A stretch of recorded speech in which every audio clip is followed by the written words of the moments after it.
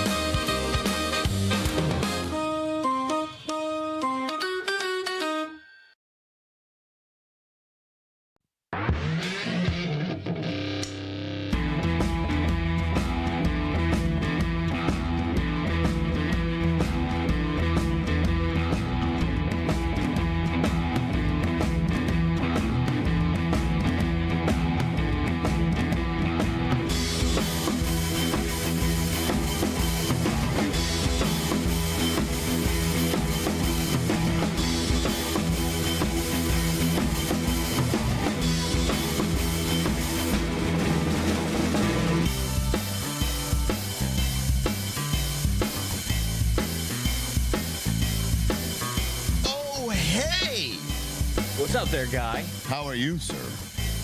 I'm at currents, Red Bulling up, just, you know, intravenously. Okay. Yeah. You're close. We're close. And trying to remain untriggered from everything that's happened up to this point, but I'm glad to be back, sir. I hope you feel the same way. I am, especially now that I'm doing coke again. Huh? I had to actually get my physical eyes on you. I threw you 'cause I off. was like, What? for a moment, I was expecting to see a little, like, you know, but I'm glad. I'm not crying. I just got the sniffles. That's all. That's all that is from all the coke I've been doing. Because I didn't have any on Tuesday. I don't think. Right. Like, wasn't Tuesday like a coffee and a weird water day? You were a different man, sir. I didn't even recognize you anymore. I felt You had different. water. You had coffee, and you were just all over the place. I got emotional. God, now I'm just thinking about it. I'm getting like PTS. I'm getting overly re-emotional again. I'm just making up words now. You know. You should be ashamed. I hope you've I had am. nightmares ever since. By God, sir. I am ashamed, and for those of you who are tuning in, I hope you're not ashamed to be hanging out with us at Stuck in the Middle. We're just a bunch of silly geese over here while we attempt to cover some maybe not so silly topics from time to time, but I guarantee you we will have some fun today after we get through some of the more nail biters. Nail biters? No, but more of the the clickbaity headlines with Kamala, with Bernie, with Meet the Zohran. We got some Politico stuff to have fun with. I'm sure if you are familiar with lolcows, Stuck in the Middle has taken upon itself to now make up a term, as Eli patented, even though he stole it from me, Politicows. You remember? I remember you stole that. But we'll get to that. Sorry, go ahead. No. I mean, it's just up to you if you want the courts to really help the evidence of my invention of Politico. Damn It's up it. to you if you want to go that route. I got the receipts. I swear, they're somewhere. AI deepfakes. What's up? Joe Pon, Action, Seafowls. Great to see you guys. Hello, everybody. Bush Watchers, Whackers, we're glad to have you. Bush Watchers and Whackers unite. Yes, as whack they say. in the chat. You don't have to whack from the outside. You whack on the inside. Hell, I mean, that's she what any said. normal people do, right? You don't Yeah, whack I outside, you think. whack inside. You bunch of freaks. Yeah, get We know how out you of roll. here, you son of a bitch. Well, how you been, man? I know it's been a few days since we got on. Anything been pissing you off lately on social media? Or you that's a joke, right? Everything pisses us off on social media nowadays. Who It's- doesn't you get know pissed what? off? I'm trying to look at it as a healthy thing because it keeps me more impassioned and grateful to have a platform. I know, cringy, but let's see. I've called out several people by name on Boomer Book, the ones that are just so certain that the Earth is flat and the moon landing is fake. So I just say, okay, persuade me. They don't like that, and you know what? You get pwned when they use a laugh react or they say LOL. You know they got you. Yeah. Like, the argument's over from your side because now you have nowhere to go because they laugh reacted you. And it's just like, oh shit, I don't know how to respond to that. I guess I lose because you thought my response was funny. So, It's son of a gun. statement. They have the intellectual high ground clearly. So props to Beth, Holly, Nick, Claire. God bless you. May I ask you what question you asked? Like, what were you proposing out there? Okay, so we got Beth, Claire, and Nick that called me essentially a fascist and denounced that Antifa is a organization whatsoever. I shared my anecdotal experience when they tried to indoctrinate me and get me to be boots on the ground active. Yes, your And- Antifa story. You're saying Antifa when you had that the interview one with I've them. been.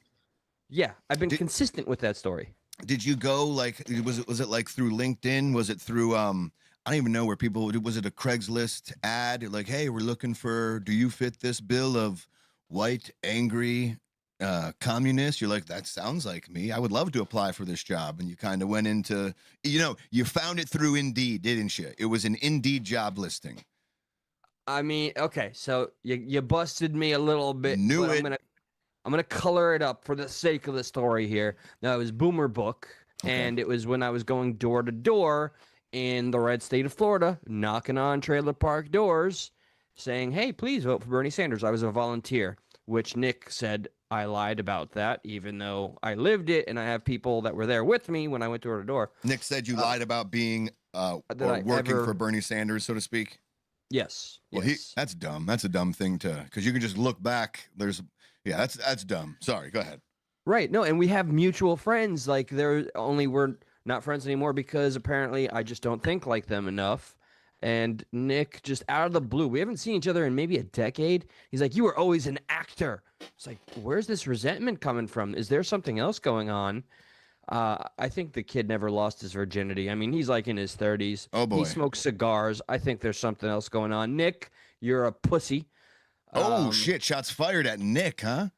Oh yeah.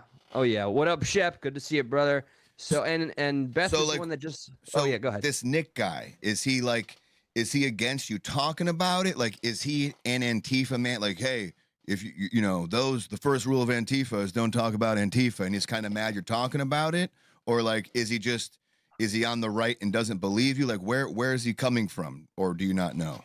He is an extreme radical leftist, and he denounces that Antifa is an organization. If you say it anywhere near him, he's going to cry or attack you or throw a cigar at you or something. He denounces that it is an organization.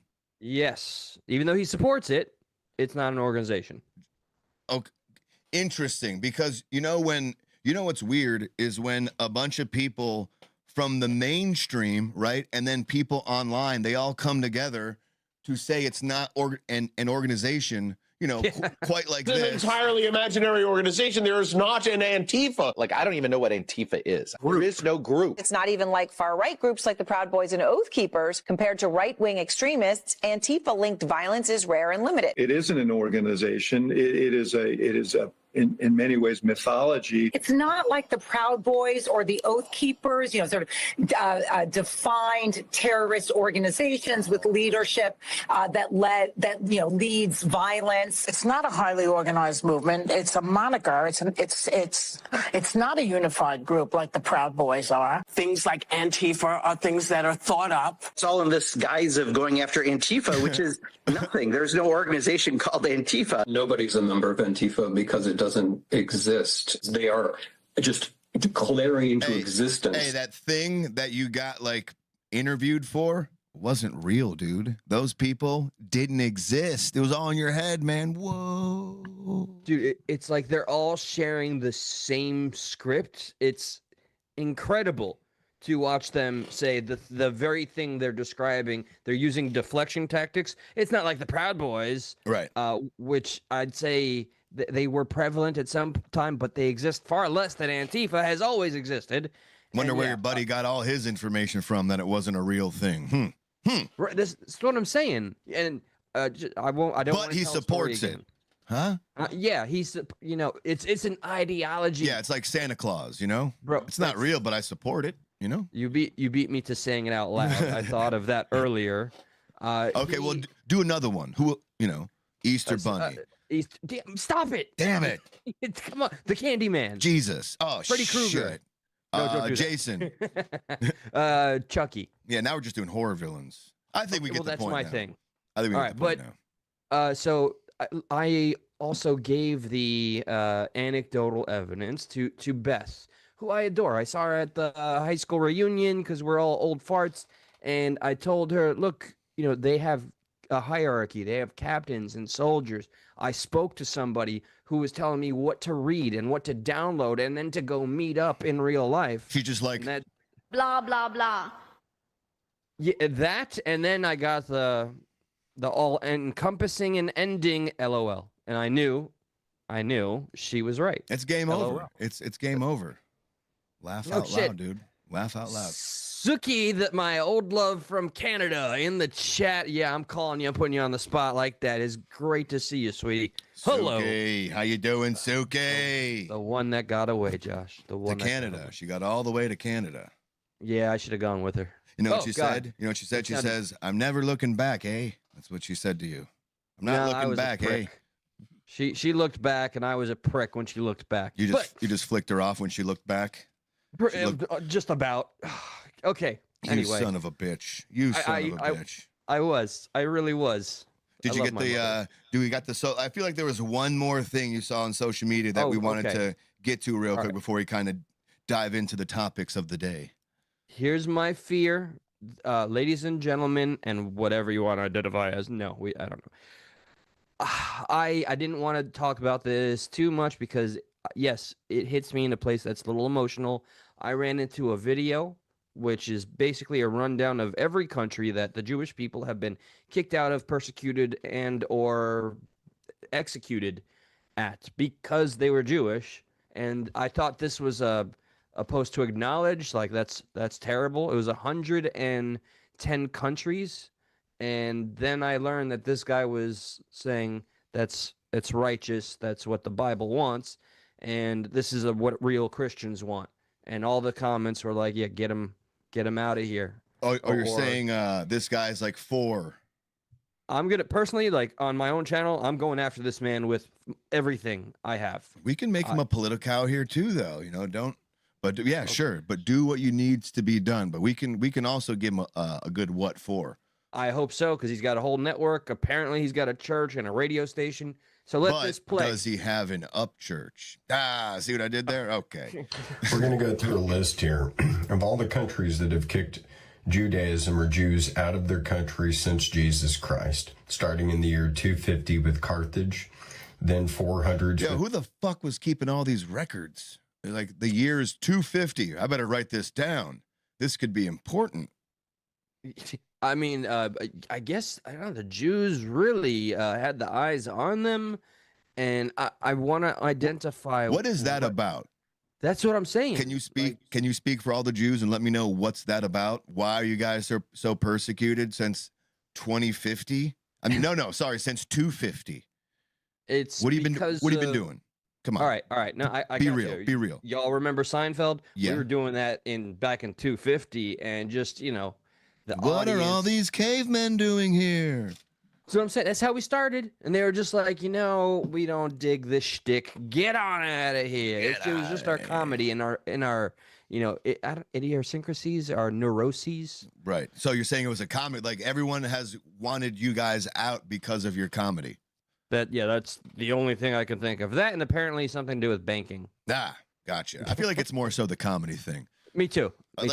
Imagine in 415 writing down. Writing down. I can't imagine that on 415. Kick the Jews out. That's what you wrote down in 415. It's like, you know what I mean? Like, what happened in 2050? Kick the Jews out. I'm thinking of Van Wilder. Like, write that down. Yeah, write that down. The guy that's kicking the Jews out.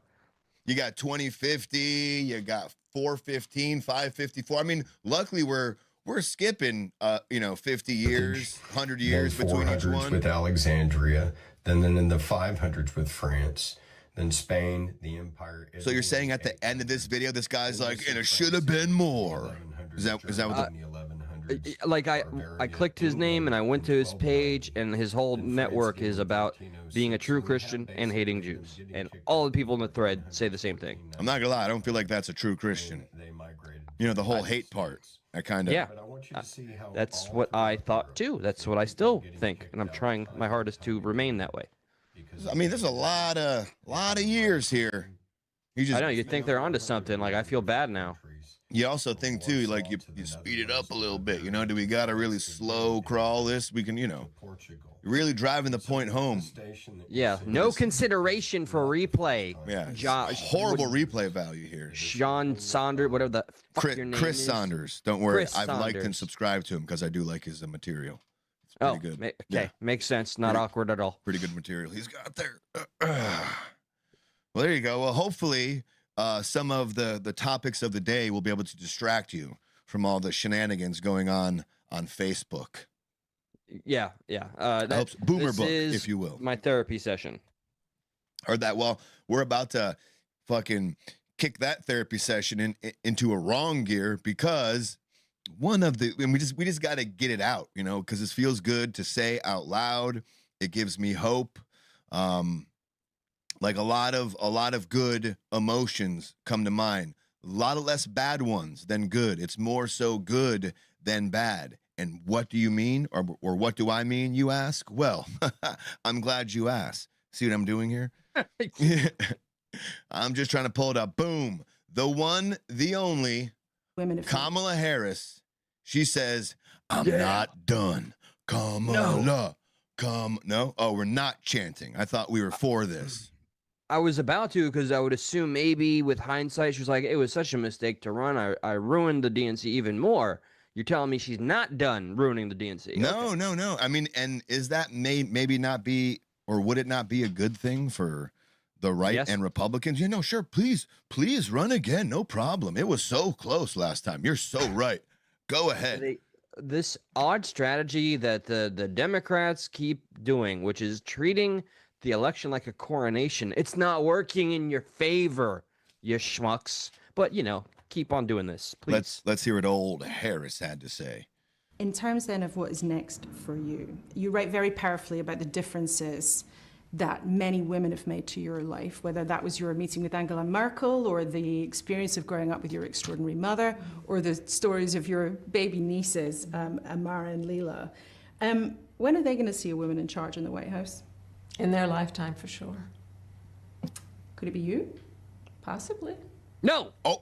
Have you made a decision yet? No, I have not. But you say in your book, I'm not done. That is correct. I am not done. Damn, she's not done. She's coming back for more. Dude, aren't you excited? You're not excited? It feels like I'm wearing like a 50-ton ceramic ballistic vest, and I just got sledgehammered in the chest. Out of love. I'm glad. Out of pure joy and love. Yeah, there you go. It's calling my old progressive side, and I'm ready to support Kamala Harris because she's going to give us the W. Yeah, hell yeah. And I don't mean as a Democrat. I mean as a Republican. As a Republican. Yeah, she just gave the sledgehammer of joy right to the chest. I have lived my entire career a life of service, and it's in my bones. And there. I felt like doing that. She said, "It's in my bones," and she did this. I don't know what that indicated as far as bones go. Maybe she like, "It's in my bones," you know, but no, she did not. It's in my bones. She just jerked herself off. It's in my bones. Or she's just like trying to appeal to the Italian demographic. It's in my bones. I don't see if I can time this out right here. Let's see. And it's in my bones. And there are many ways to serve. I've not decided yet what I will do in the future beyond what I am doing right now. But you've been very clear that it's a possibility you might run again to become president. And She already in my said experience that. interviewing politicians, when someone says I'm not done, it means they are thinking seriously about running. But when you look at the bookies' odds, they put you as an outsider, even behind Dwayne "The Rock" Johnson. Oh, I mean, no.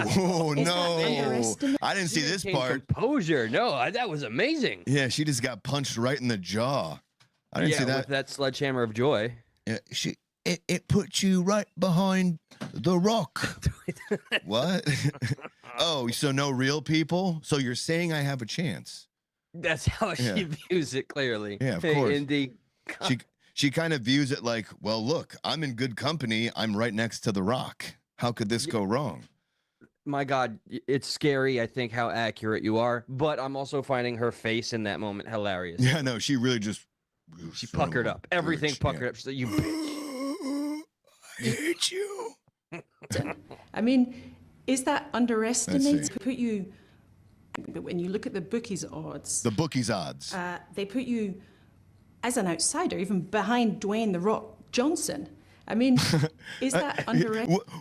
One thing else too, like she literally had no reason to bring up bookies' odds to Kamala Harris, but like it's almost like, all right, I gotta find one thing she's really far. Oh, bookies' odds. Yeah. Let me shove that in her face. Look how far behind you're down here as far as the bookies' odds go. Comment. What do you want me to say? Unintentionally became my favorite newscast reporter person. Yeah, she's awesome. Running, but when you look at the bookies' odds, they put you as an outsider, even behind Dwayne "The Rock" Johnson. I mean, is that underestimating you? I think there are all kinds of polls that will tell you a variety of things. I've never listened to polls. If I listened to polls, I would have not run for my first office or my second office, and I certainly wouldn't be sitting here in this interview. It'd have been awesome if like the interviewer goes, well, but these weren't polls; these were bookies' odds that you were the last place in. Comment. Is that a reference to like the people? Like bookies? I've never heard this term. No, unless I was gambling.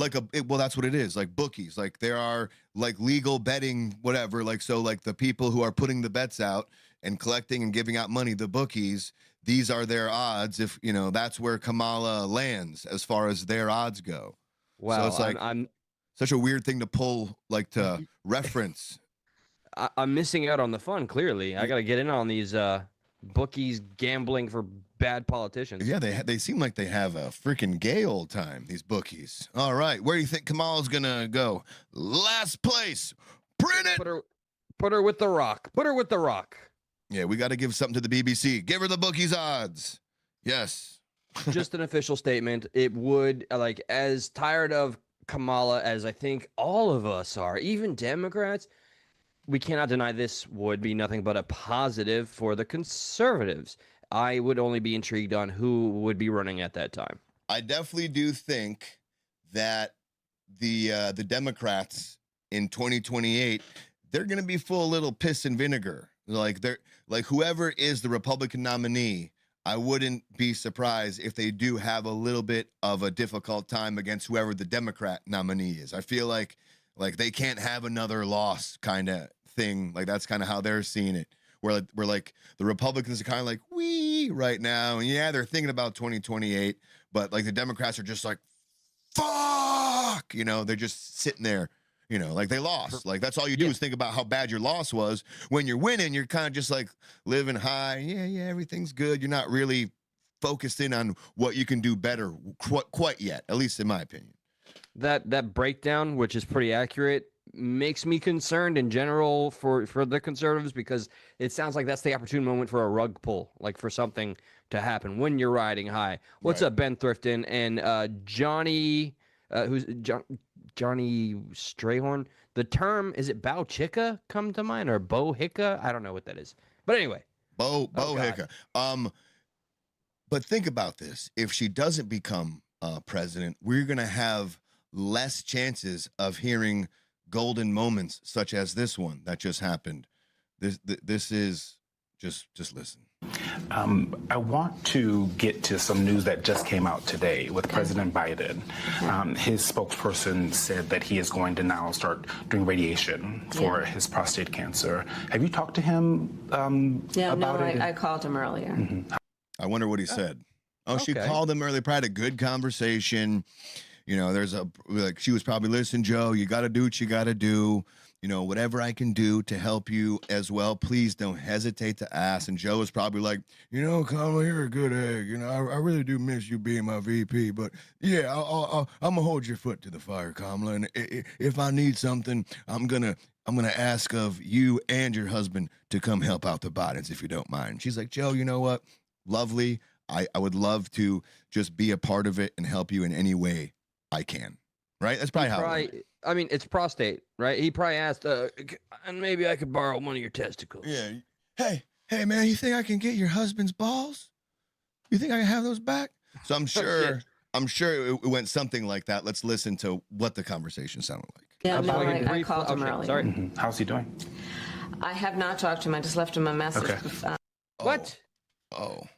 She just gave that. It could have ended as a perfect soundbite. I called him. To be quite frank, I didn't think you were going to have a follow-up question to that. You kind of got me there. I left a message.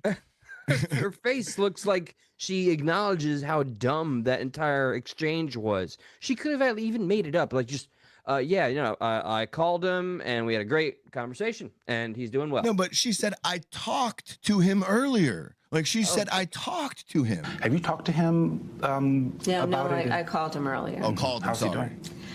I have not talked to him. I just left him a message after I heard the news. I was otherwise on the event at the event. Yeah, she's mumbling and stumbling. Oops, I fucked up. She got the corn pop cold shoulder. Yeah. And a welcome back to Edu, who is somebody who, I believe, if I got this right, this was the gentleman that was here that disagrees with a lot of things we say, but we appreciate you all the more for returning to be the voice that you're about. We appreciate you. Hell. Oh, and Bo Hicka is bend over, here it comes again. Kind of like Fubar. I get you. What up, Snooks? So do you think, now I have to bring this up. Because if Kamala runs for 2028, apparently this is going to piss some people off, but one Steve Bannon is pretty much 1,000% sure that Trump is going to run in 2028 as well. Here's him saying that, and then we'll get to some thoughts and comments. Right that's a after. lot of percents. That's a lot of percents, and that's a lot of like rut-row. You're gonna rile some people up with a comment like that, don't you think? He's gonna do it for a third term. He's a dictator, king, Hitler guy again now. So Trump 28. Trump is going to be president in 28, and people just ought to get accommodated with that. So what about the 22nd Amendment?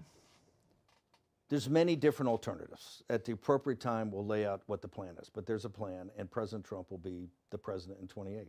We had longer odds in 16 and longer odds in 24 than we got in 28. And President Trump will be the president of the United States, and the country needs him to be president of the United States. We have to finish what we started. And the way we finish it through Trump. Trump is a vehicle. I know this will drive you guys crazy, but he's a vehicle of divine providence. He's an instrument. He's very imperfect. He's not churchy, not particularly religious, but he's an instrument of divine will. And you could tell this of how he's pulled this off. We need him for at least one more term. Oof. Okay. Thoughts. I would love chat. Those it's appreciated very much when we can have engagement here. I would love to see any passing thoughts regarding this sentiment. I see there is a consensus like that. He can't. I'll tell you, rhetoric like that scared my father, who is my hero. and he legitimately believes that Trump is so tyrannical that he's going to try to run again, but based on no evidence or foundation, just Trump trolling. Yeah, I mean, but Steve Bannon didn't seem like he was trolling there. He seemed pretty No, serious not at all. about it, Yeah. right? He's like, no, it's gonna happen. So I mean, I don't know how to feel about that. I honestly, we stopped that. Who was the only one to do 3 terms? Was it FDR? Who was it? Who did 3 terms and said, nope, can't happen again? Chat, let us know.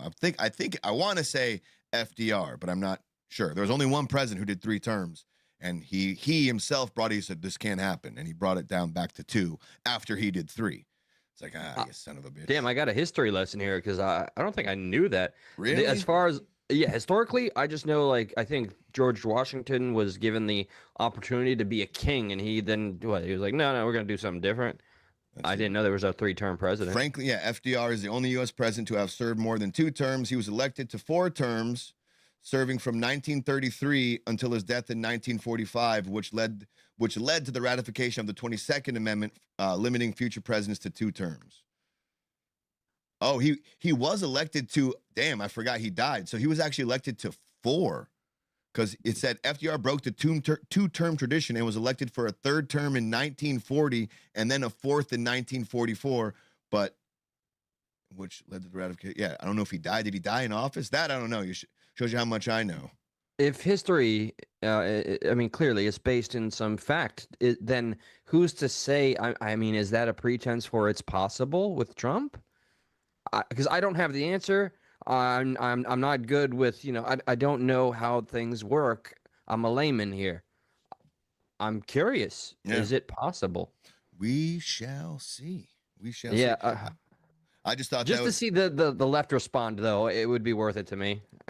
Yeah, like them melting down. But when people say can't, though, he can't do that. People did say he can't get elected in 2016. It wasn't going to happen in 2024. So I guess you do have to, you never say never kind of thing. Wow, we're being as honest as honest can be. We're just leaving it to like, yeah, we don't know. I mean, I thought it was ingrained in the law. It just can't be. But what does Steve Bannon know that I don't? It's a lot more. So shit. Right. Speaking of honesty, one Bernie Sanders, he was just on, I forget, he was on a podcast. I'm not even sure which podcast he was on, but he essentially broke away from a lot of the Tim Dillon show, a lot of what the Dems believe in regards to Trump's border. And here's the man himself, Eli's, you're my pride and joy. Or what? I still got half of his Bernie Sanders bumper sticker left on my car. Half of it. Like, which half? Does it say Bernie or Sanders? Burn. It just says burn. That's all that's left. Careful, your car might be people might, all right, I can burn this car, just please burn.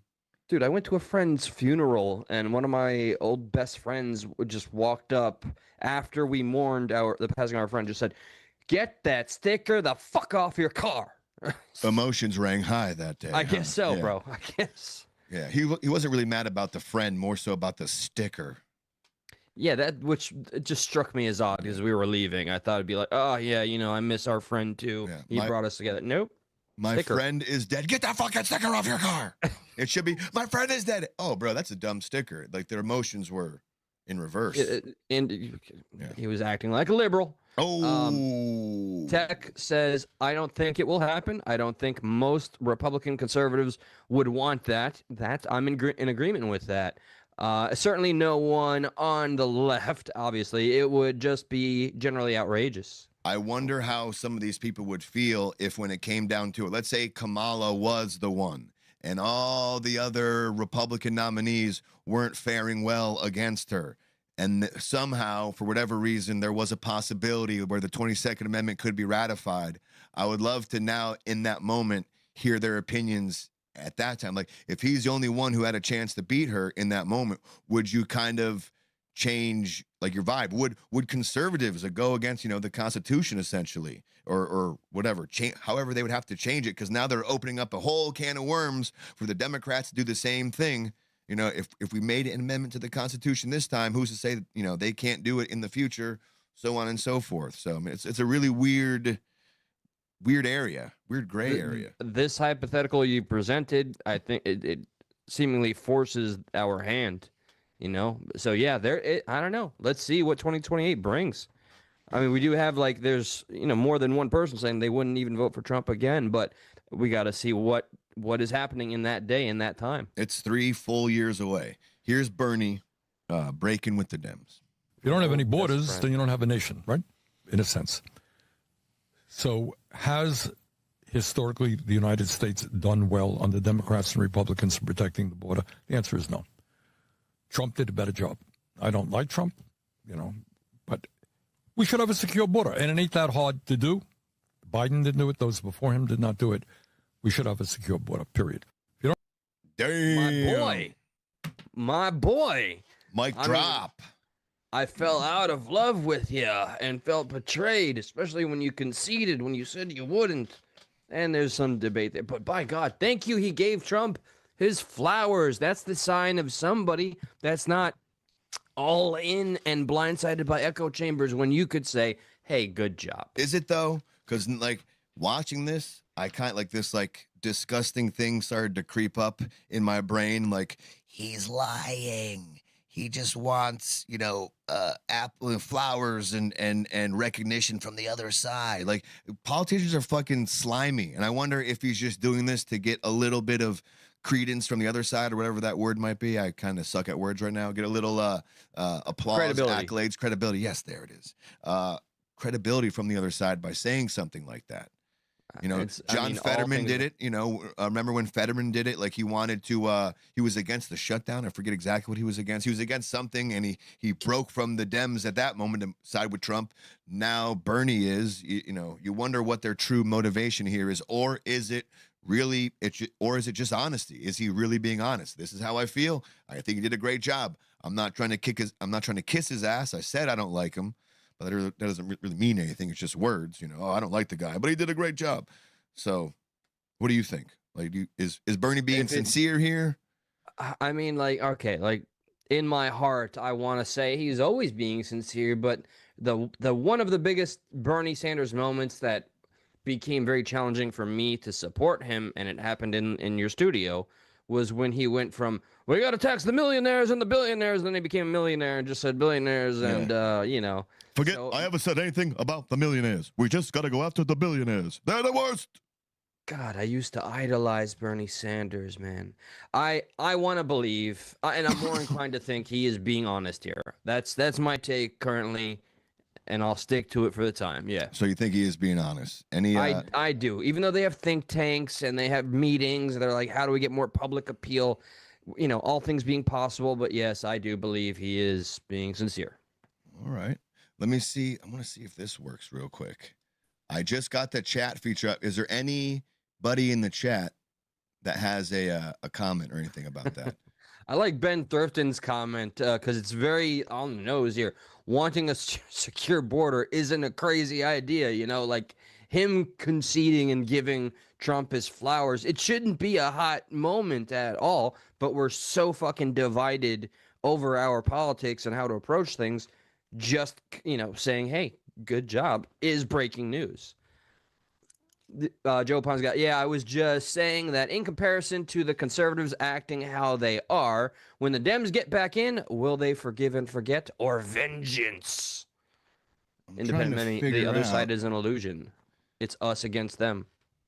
Us against them. I don't. Something says CockCon on the fucking middle of the screen right now, and I'm trying to figure out why that's there. I just tried to share a fucking comment. We have to figure out what June 3rd is 2021. Was there a CockCon? Where were you on June 3rd, 2021, sir? I don't know. I have to check my your CockCon schedule? My calendar. What the fuck, man? CockCon. Did you misspell CanCon for an interview or some shit? No. I'm telling him this is what you call him. This is hilarious. I wonder what this is. This is saved from Nothing Funny, and I forget exactly what the bit was, but I just wanted to. Damn. Gratuitous cat. Damn it. That's old stuck in the middle. I know.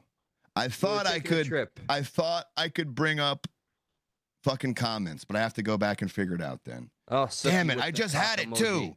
I'm sorry. I just derailed everything. What were we saying? My apologies. Holy shit. Well, now everybody's got cock on the brain. There's a literal cock emoji on the screen. My eyes. Oh my God. I love that. I love and now I got to get gratuitous cat cam off the fucking screen now. Okay, so we got the cock reference. Now we got cat, which is pussy reference. What's going on here? Cock and pussy going on, apparently. What kind of bit are you trying to? This is a PG audience and show. Not anymore, buddy. Not anymore. Damn, you're going all Disney on us, bro. Not any. Oh my God, this is what it was from. Oh man. Okay. All right. All right. Getting back into. Thanks a lot, Josh. Yeah. Derail. Because I have this ready to go. That's not going to come up. That's up above you. You can't. I don't want that. anything to come up when it comes to cock. You can't see that. All right. I'm going to fiddle with this around later. Okay. I got the chats ready. Now I just got to link the chats to this thing. So don't worry. Next episode, no cock-con, no gratuitous cat cam, but there will be chats below us where we can see. That was a mission. Holy fudge. Okay. Woo! Bro, hey, like remember in my my Facebook call out video where I called out Holly the flat earther that told me I'm not a good Christian even though I'm trying, and how you got to cherry pick, and she said it looks like you're trying to make content. And I love your retort, and I just simply said, life is content. Our conversations could be utilized, even though we can keep you anonymous. A great conversation. She's just never liked being accountable for her words. Boo. Boo. Well, now I'm just all over the place right now. You're scattered. That's okay. A little bit, because I thought I just had this technology thing figured out, and it just went completely in the opposite direction. We got some cool shit from it, gratuitous cat cam and cock con and whatnot. And now I'm just like, how the fuck? So, back at it. Now we're about to meet the Zohran. Have you been paying attention to anything going on in New York at all with this guy, with this mayor, this soon to be, probably likely going to be mayor? It's okay. I want to start with my honest answer is I think no, but Zohran is a different person than Mondani, right? Shamrock says, let's talk about erection fraud. Then Ben said, electile dysfunction. Man, we're getting cooked here. Indy says, have you erected anything here yet, Eli? I haven't erected anything in 5 years. No, I'm kidding. I'm kidding. Oh Jesus, did you see that erect mic almost go right in my mouth when I? Oh shit! Careful now. Knocked me right on the bottom lip. Okay, this is getting uncomfortable. Bam. No, all right. Okay. Wow. How do we get back to politics after that? Easy segue here, Josh. Hang on. Nothing happened. Yeah. Nothing happened. What are you talking about? Okay, so we're talking about Zordon and his pick of the Power Rangers. Meet the Zordon? Oh, Zordon. I didn't see what you're doing there. Yeah. No. This is even worse. This is actually a real person in New York. Well, it could be worse, depending your thoughts and your views about this guy. But his most recent thing that he may or may not have stepped in would be taking this picture, and forgive me if I'm not saying this guy's name right, Siraj Wahhaj. Sounds like a pretty cool name. I'm still stuck on, did you say Zordon is not real? Real to, yes, I'm sorry.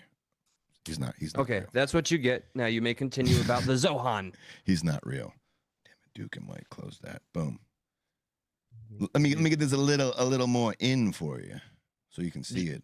Official statement is it's okay to have your opinions and be wrong. Yep. All right. You know. The Zohran. Meet the Zohran. So, let me see what New York Post says. It says he smirks when asked about this guy. I'm going to go down to his picture right here. Where did it be? This dude right here. The dude on the right. So Zohran Mamdani's Imam Paul Siraj Wahhaj has a history of vile homophobic comments. And he's only the latest person with similar beliefs among the young mayoral candidate who has been spending time with.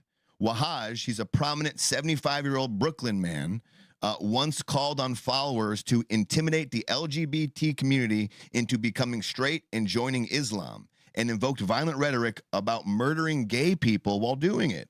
He says this is a disease of this society.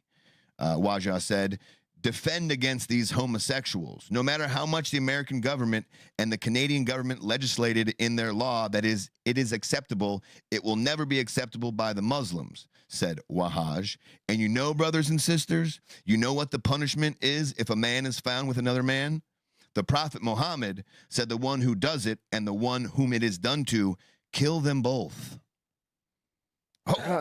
Look, I always am more than happy when the tenets of Islam expose themselves.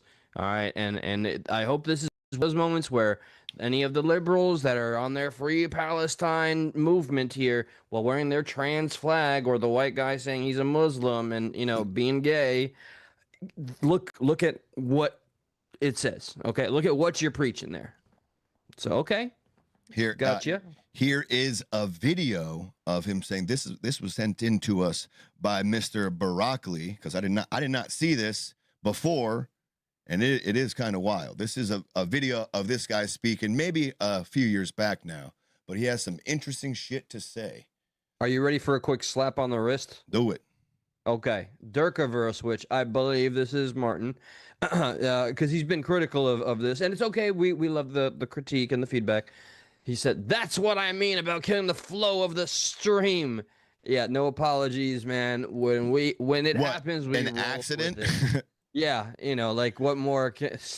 I'm okay with it. Yeah. What are you gonna do? And gosh dang it, people like me. You know, what are you gonna do about it? You know, what are you gonna do? What are you gonna do? So check out what this guy had to say. Check this out. All right. Because it's the American thing. You get them down to politics because politics can be a... God damn it. Hang on.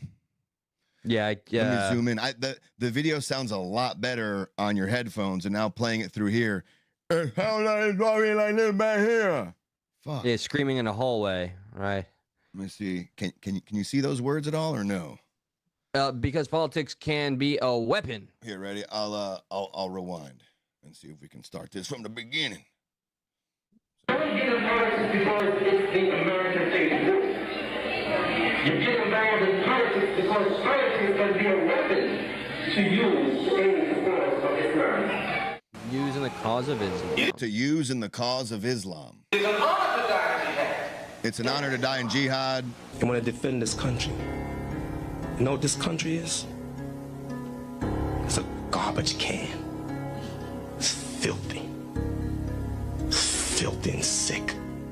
Every day they will go to school and they'll put an American flag in front of these little babies, Muslim babies. I pledge allegiance to the flag of the United States of America and to the republic for which it stands. Bullshit! Damn, he is not a fan of America, huh? They don't make any, like, this is no fucking secret, which is why it's beyond me how somebody has got to sit down with me and explain the Free Palestine support and the Israeli hate and why this is somehow swept and made okay. And there's Ma'am Dammy just hanging out with this guy. Everything is good. So, like, I don't know. That's the dude. Yeah, the guy in the Ma'am Dammy's left, screen right. Right. Okay. So he's hanging with them folks. Yeah. So also too, I must say, I'm not sure of this guy's Sirhaj Wahaj. I'm not sure of his beliefs in 2025. Maybe he's not as extremist as he once was. I got no idea. I don't know if one can be reformed from extremism. It also said something too about him being indirectly involved in the World Trade Center bombings in '93.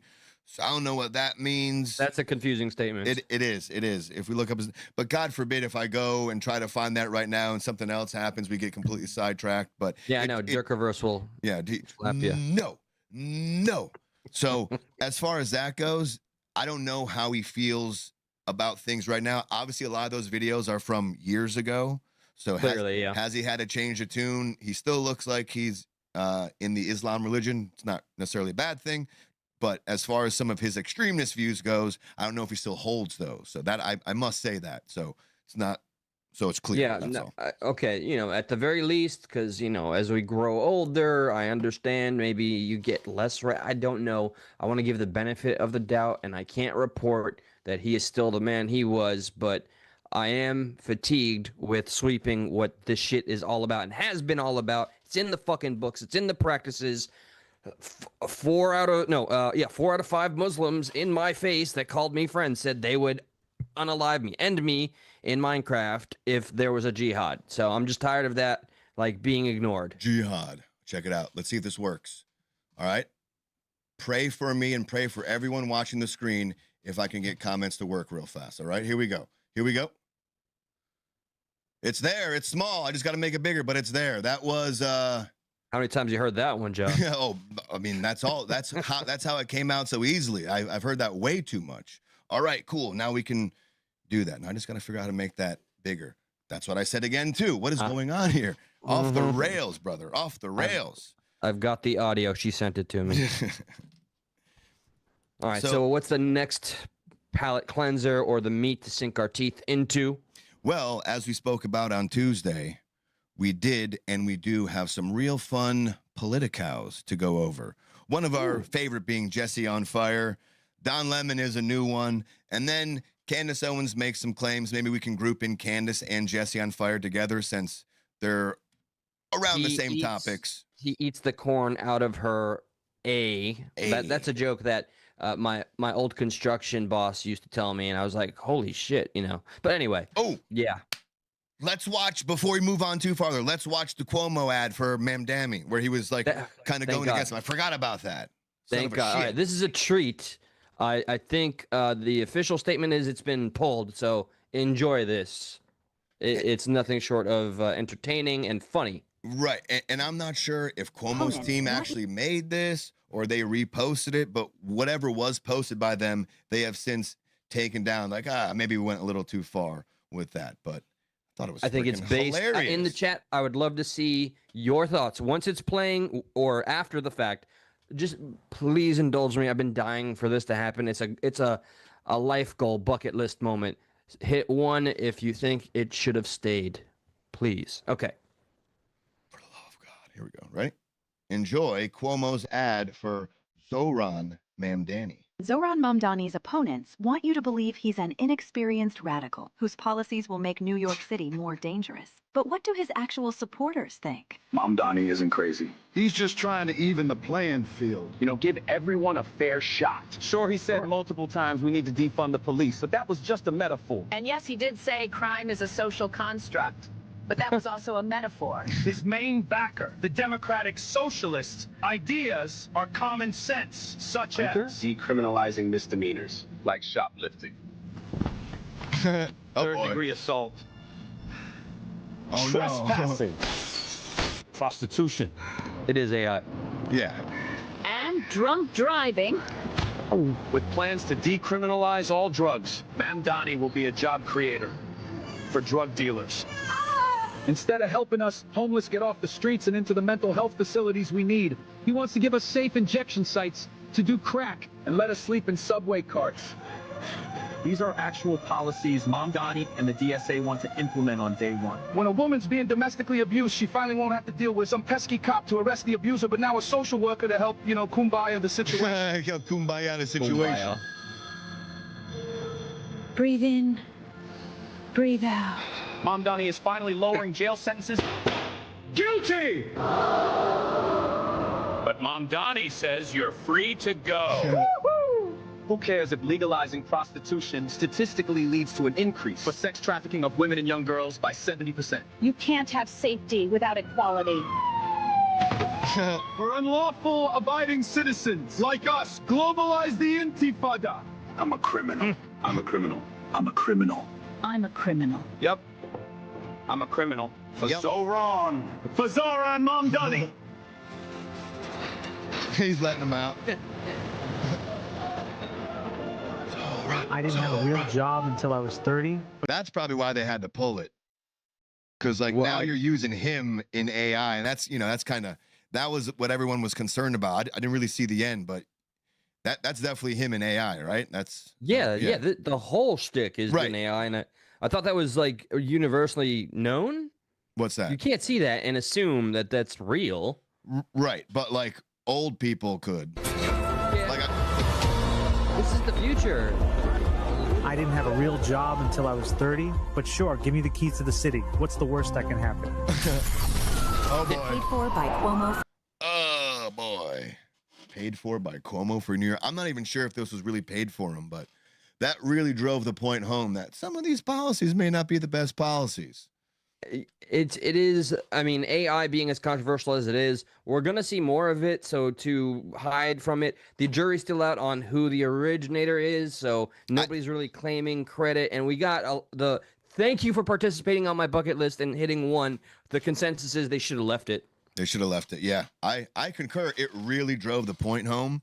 But I do think that if it was really paid for by them, if it was really them, it was like crossing the proverbial line when they use him saying shit as AI. Like everyone else doesn't matter because they're kind of made up, but then they used him saying something, and that's just going to go bad for everyone. That's just going to snowball into a problem. No, it's going to happen eventually, regardless if this ad came on or not. But man, that's just a crazy line. I don't think we're prepared for yet. We're in the preliminary of AI regulation, so it's the Thunderdome right now, and I do understand the natural concern of the older folks, the elderly people that don't understand this technology, believing everything.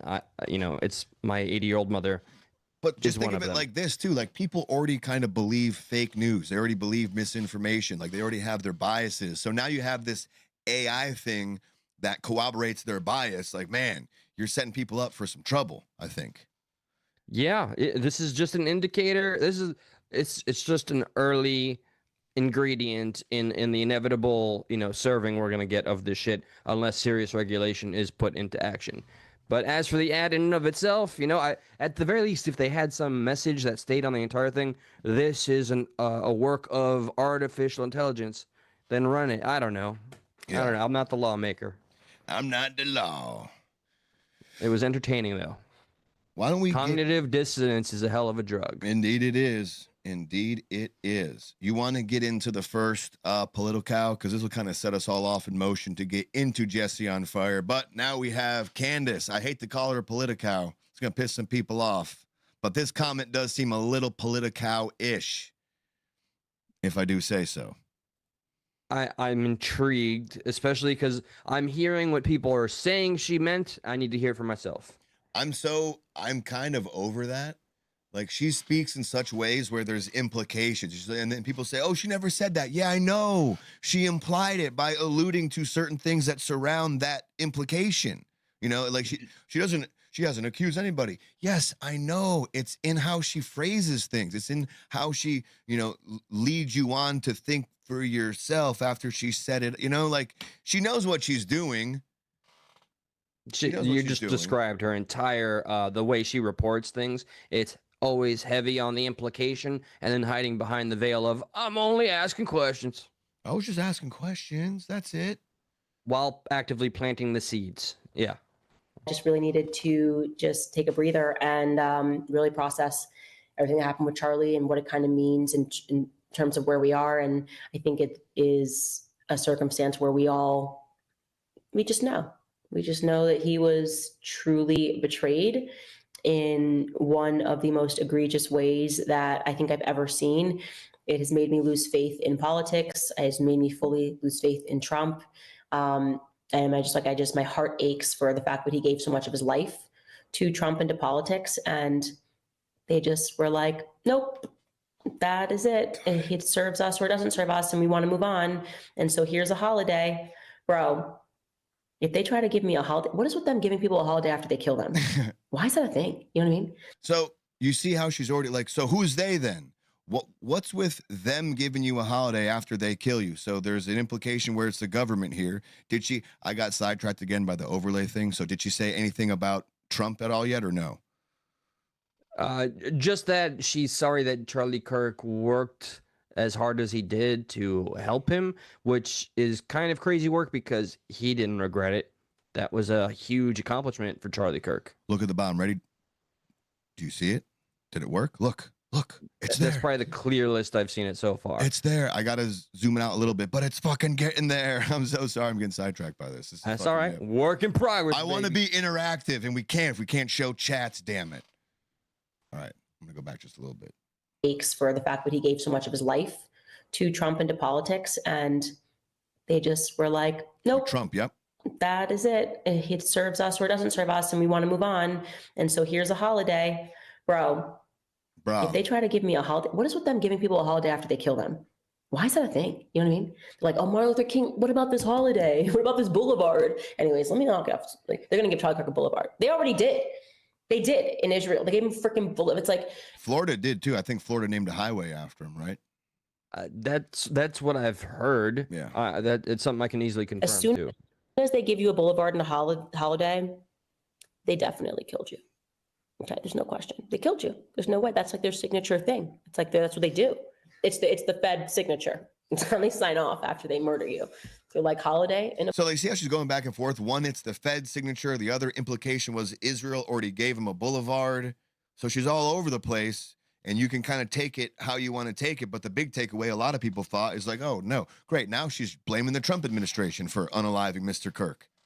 Yeah, there was a specific moment that she was going off there where she literally said, and she needs to just verify some of these things, but or clarify rather, where she says he worked so hard for Trump and then they killed him.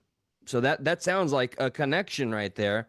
She's just not being. This is one of the defenses I've heard for this is it's behind a paywall. This is Jesse on Fire defended her saying it's behind the paywall. It's just for remember she's chill, man. She's chill. That's supposed to make it all okay. Look, her hack reporting and inferences. I like how dedicated she is on things, but I'm just saying as a critique, I wish she'd do a little bit more. Joe Pond says, yeah, the Florida highway up near Orlando. It was named that. Mr. Cocaine City says it's clearly a cover-up, and TZ Burton just popped in, says, early stream, guys. What's up? What's up, TZ? How you doing, man? Good to see you, brother. And it was clearly coordinated. I mean, when it comes to the confidence of those statements and comments like that, thank you for engaging, by the way. We are here to hear everything, even if there's disagreement. By the way, while you're here, guys, please feel free to hit that subscribe button so we can continue to champion open discussions and or debates. And at the end of the day, acknowledge we're just human beings trying to cohabitate here. And then Autumn Love, Mr. Shia, I have been a fan of you since Peanut Butter Falcon. I think that's me, and thank you.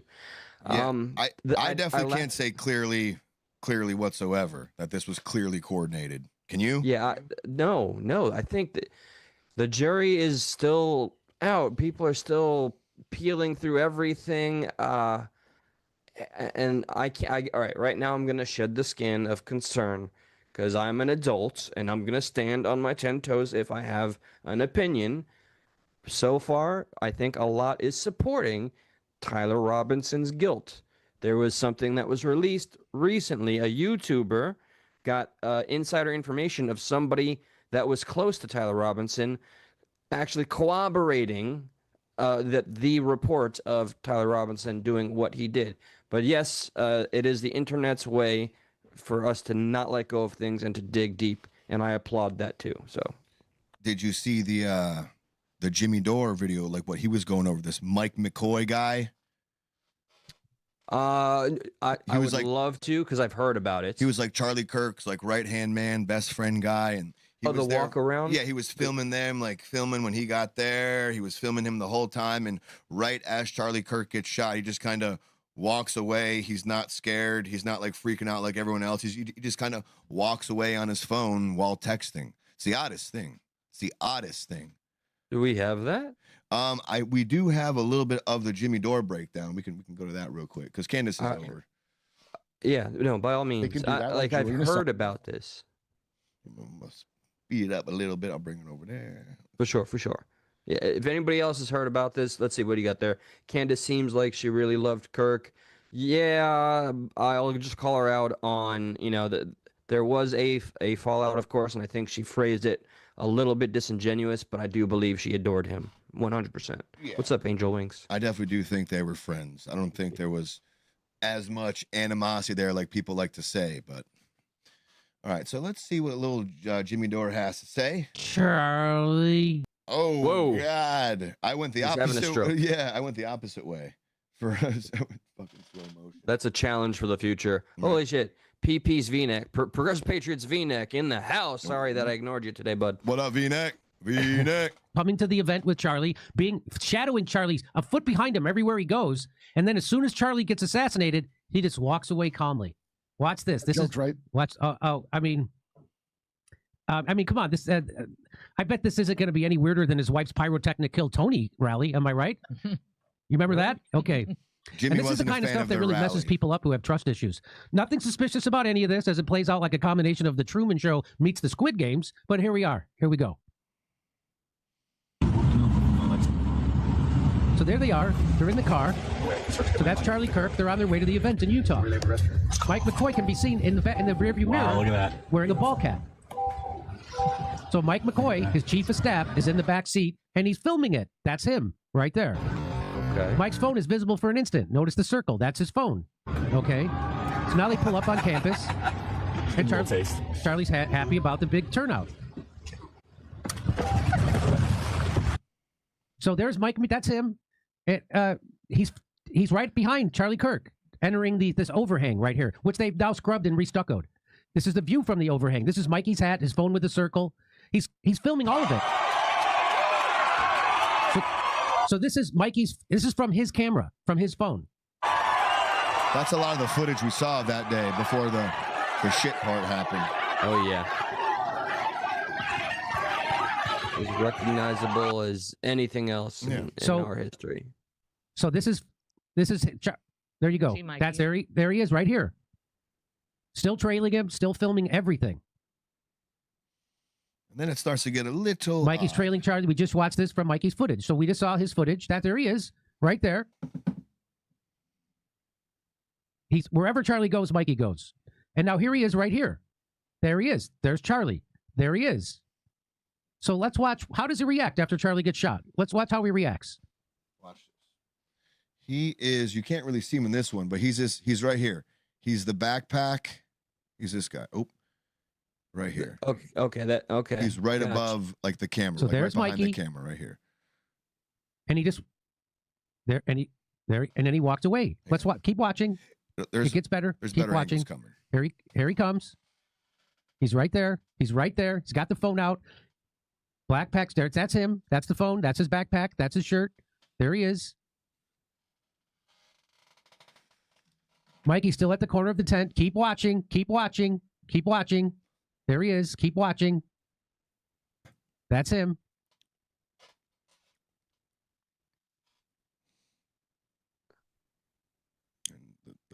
The shot's about to happen. Mikey is still there, phone in hand. So the point here he's trying to make is he's really like right there next to him the whole time. He entered into the stadium with him. He's always kind of been this right-hand man to him. Not always, but as long as he's been hired.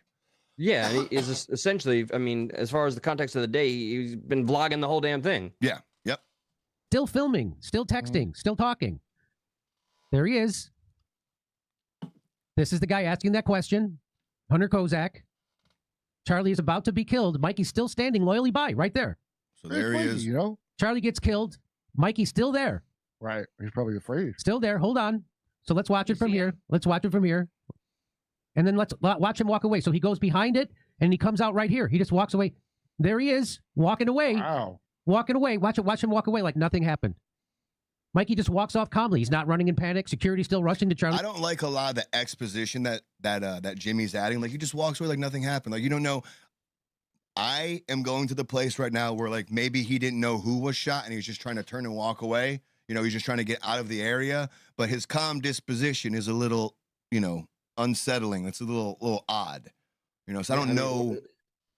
Like people can be in panic and not show panic. Yeah, fight or flight looks different for every unique human being. The exposition is annoying. It's just always in your head and you're trying to make your own damn assessment here. But that is a pretty stern, just turn around and walk. Like that's one of his closest friends that just lost his life in front of him and just doesn't about face. And yeah. And it keeps going too. Like there's walking away. Watch him walk away like nothing happened. Mikey just walks off calmly. He's not running in panic. Security still rushing to Charlie. Mikey isn't at all interested in what's happening. Look at Mikey just walk away in the upper left. He just walks away. As Charlie is rushed to the SUV, Mikey, hang on, let me back this up. There he is. Ooh, play Ocean's 11 music behind him. As Charlie is rushed into the SUV, Mikey can be seen in the distance, just walking away. Still not looking. Still not looking. After being at Charlie's side all morning, watching, filming, all of a sudden, he couldn't be less interested in Charlie's most desperate hour. He just walks away. So there he is, walking away. That's him. Look, that's him walking away. I think his SUV is under here somewhere where they're rushing Charlie to, and he's just still kind of walking away, like not running, not, Have they interviewed this guy? I have no idea. This is all developing, I guess. I hope the FBI did what would be perceived as their due diligence and just talk to him about this. You would hope. Yeah, and that they would release it to the public. I know I heard today via mainstream media that the case is closed. There's no more ongoing investigations. So with the mainstream, who the fuck knows? There's so many things that I still think are necessary to at least have some kind of answer to. The people want to know. Yeah, this goes a little longer. All right. Get out of here. I got to get out of here. I don't want to be where Charlie is. Mikey has literally turned his back on Charlie since the instant Charlie was killed. He's no idea what's happening to Charlie, and he apparently couldn't be less interested. This guy's reporting, later, dude. Base Sam Yeah, I'll Parker. call him later. It's not like a friend who's a coward running away from the shooting. He's afraid for his life. He's casually walking away, like in the movies when an explosion happens and they walk away from it like it's no big deal. Yep. Miracle. There's any more video? So trying your hardest. Just call. RFK was shot. Oh yeah, this is his dad. Go ahead. A brief question for what's up, Boomstick? Great to see you. No reply. Welcome back. Two comments. It's not the FBI case. They are on to new things. Okay. And Boomstick says, is that the same guy that was messing with the equipment after the incident? Based on what I know, I think that was not. Yeah, no, that's not the same guy who went and grabbed the SIM card. Who at the very least went on to make public statements and give an explanation. So this is just a different person that we didn't have our eyes on before. Yeah, and here's another good point of view from how people were acting that day compared to his demeanor. What's this, a precatory psalm? This is after this stupid pass ring. I don't even know what he's saying there, but here's one more. So here, I thought I heard that. No, so Sam Parker, hustle bitch, he found the video. So if you want to know how crazy it is that Mikey McCoy just calmly walked away because here's the video of how everybody else was reacting. Not his chief of staff. His chief of staff walked calmly away, never looked back, and just kept going. But here's how people were reacting all around Mike McCoy. You want to see it? Here it is. This is how people were reacting. That was the underpass. Everybody's down. Everybody's afraid of getting shot. Remember when they first entered? I believe that was the same underpass they crossed under to get, in that little area. Or yeah, one of what them. they perceive to be safety. Right. And they're, it's panic. Everybody's out of their minds except Mikey McCoy, Charlie Kirk's chief of staff. He's just walking calmly away right now.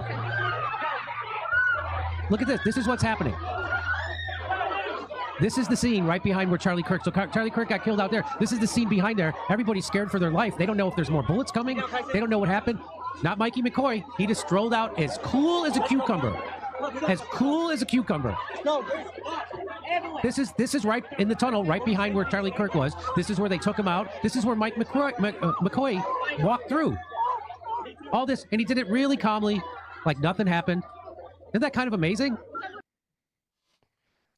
Some other people that stuck out, I'm writing the name down because I want to do a little digging. The guy who was on somebody's shoulders, it looks like, but he started to celebrate.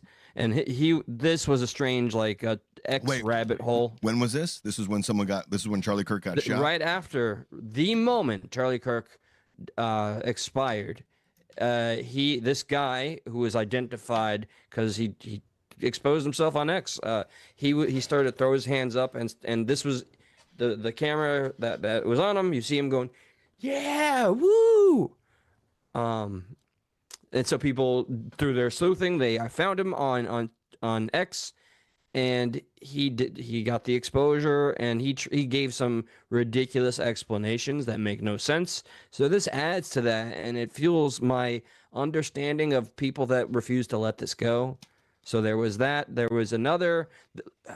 I'm over the people of the signaling crowd. I think there was another individual that just acted strange. But when you're talking about people in mass, man, it's easy to want to expect a certain behavior, and then when you go to the individual behavior, it's more complex. Right. Yeah, of course. It's more nuanced. And a lot of those people could be reacting because they see everyone else reacting that way, kind of like, I don't want to call it hive mind, but you know, if you see a lot of people running away from something, a lot of times your instincts are to follow and run away with them. So you're just like, oh, what the fuck's going on? So you're all kind of in this, mode of like thinking you're hiding, a little bit of panic going on, all your adrenaline's up. So you're kind of imitating what you see around you. Maybe it is weird. I don't have a good explanation. Like usually I can kind of like not devil's advocate, but be like, well, maybe, like I I got said, speculation. Yeah. Well, besides him being in on it and be like, oh my God, that just fucking happened. I can't. Oh, believe no, not even. Okay. All right. Something I'd like to learn. Did this guy receive any training, maybe, or an Training for emotional what? route? Training for- like training under such an event, when there's a firearm that goes off and you're in an area that's exposed and you don't want to be seen as panicking. It may make you a target. Just a possibility number one, or the emotional one is that he saw what he saw clear as day, and he just was like, "Oh God," and He was turned just around and in just shock fucking and walked. walking away. Yeah, but I'm not saying that's true. I'm just saying possibilities. Yeah. But I would like to hear more about this individual, Mike McCoy. If you are to believe how Turning Point feels on the matter, I believe they've had him on, not to talk about this, but just to, hey, you're one of Charlie's friends, come on. So I mean, he's been on the Charlie Kirk show post Charlie Kirk's death, because they do have that still going kind of thing. So they've talked to him. I don't know if they've brought this up, but obviously if he's on the show, they don't feel some type of way. But I don't know. It is strange. It is strange to walk away calmly. Like, even if you've had training, your training wouldn't say, I don't think it would say, walk away calmly. It'd be like, find the nearest cover, get to cover, get to what you perceive as safety as quick as possible. Because like that is walking away, and this is all speculation, but in my opinion, it's like, he's kind of waiting for it to happen. It happens, and he still has that same shock and awe, but for a different reason. Like, oh my God, like, it's happened. It happened. This is like, it was a little more surreal than he thought it would be, and he's just trying to get out of Dodge while he still can. But in the same breath, then why would he be still surrounded by Turning Point USA people and brought on the show? So, but then you can go on down the other rabbit hole and be like, some of the people who are in TP USA are also in on it. So who the fuck, Yeah, I can't claim to be the arbiter of, what the facts are. Nobody can really wave that flag right now, even though many are for their rage bait and clicks, like Jesse on Fire, for example, or Candace Owens. But okay, yeah, that would be my most look compelling take. Like for me, that's the one that interests me the most out of all the other, the lapel fucking gun, the watch time, but like all the other, like this one seems a little gun. Like, yeah, that is an odd behavior to do. You're not that you don't really have to speculate too much to see someone's demeanor walking away. Like, he has nothing to do with this event after it's happened, and yet here he is kind of walking away. So you can kind of hone in on his body language a little better, or lack of body language, as opposed to just seeing someone scratch themselves. Like, see, right there, he hit the trigger. It's like, well, yeah, no, that shit's laughable to me at this point. All the flowers to you. If you believe it, you're allowed to believe everything you want to believe. But that looked very calculated, and I want to see him speaking on Kirk's podcast, just to see if the question was like, how did you feel in that moment, or any of that. I want to see what he has to say. I'm very curious. I'll scratch that itch later. Let's get to Jesse. We can start with the one from like a few days ago, or we can start with the most recent one and work backwards. Because you know what usually is what I'm finding out is from 0 minutes to like the first 3 to 5 minutes are the best usually. Because he's so scared. Even though he edits his shit, he still leaves in shit like it's live. Like you could have edited that out. right? Why'd you leave that part in? You just contradicted yourself a few times, or you just said something stupid. So, like, let's watch the first one. How about that? Yeah, sure. He utilizes his hindsight like he's literally got CTE. He did a live stream recently with I got to go on and say Jesse's a joke. Say it again. He did a live stream with his wife. Yeah. I believe it was his wife or life partner, whatever. And I just said, yeah, Jesse, you're a joke. You know. I won the day. Did he respond to it? No. People were busy dropping their $100 super chats. Yeah, well, he's doing something right. Here we are just hating on him. But so this video, I'm telling you, just enjoy the ramblings in the first 2 minutes here. They're all over the place. Good old Jesse. I forget what this one is even about. The most latest one, I think, is about Charlie Kirk and the 30-06 or something, right? Oh, yeah, he's, and Candace Owens, paywall debacle. What a face, too, right there. What a pause face. Jeez, H. All right. And this is where we get into Armageddon. Okay, if there has ever been anything that I have ever said that was more important than what I am about to say, I would love for you to explain to me what that was and how it was more important than this section of this video, because I promise. Holy run-on sentence, bro. This is the most important thing I've ever said. That's it. That's all you got to do. You don't got to be like, this is the most important thing I've ever said, and I dare you to find something of me saying something even more important than what I'm about to say now. That's not my job, man. That's not my... He does this every episode, too. This is the most important thing, and then we'll repeat it the next day and the next. Like, you think there's a little bit of a stimulant, maybe an Adderall involved with this guy? Whatever it needs, I'll be his friend if he just ships it to me. And this is where we get into Armageddon. Okay, if there has ever been anything that I have ever said that was more important than what I am about to say, I would love for you to explain to me what that was and how it was more important. I honestly think he's asking for a hand. I really think he's just got a bad memory. And this is more so of him saying, listen, right now, this is what I think is the most important thing. But for the love of God, if I've said something more important before, please let me know. I need help. Okay, I don't remember what's important or not. It's a cry for help kind of thing. I think that makes the most sense, and props to Bully Shig. Crazy that Alex Jones is the sane one now, because Jesse is definitely taking that trophy, and he's running all the way with it. Than this section of this video, because I promise it wasn't more important than this. All right, Jesse on Fire, welcome back. So I have one of the most terrifying AI stories to tell you guys ever. And when I say ever, I mean ever. He did it again. When I mean really, ever. And when I mean ever, I mean ever. Ever. It's really spot. I need for you to understand me and how this is right now. It's the most ever. Nuclear. Nuclear. Okay. Like, everybody's wondering how Armageddon happens. Okay. Like, we were talking about, like, these risks to, like, the end of the country. Well, let's talk about, like, the end of humanity today. Okay. And in the most simple way for everyone to understand how AI ends the world, I'm going to give it to you. I'm also going to pose a question as to whether or not AI has already committed its first murder. Okay. Like, for real, committed its first murder. Where? For real, though? Or for real? Because he didn't go like, dude, and when I mean for real, I mean for real.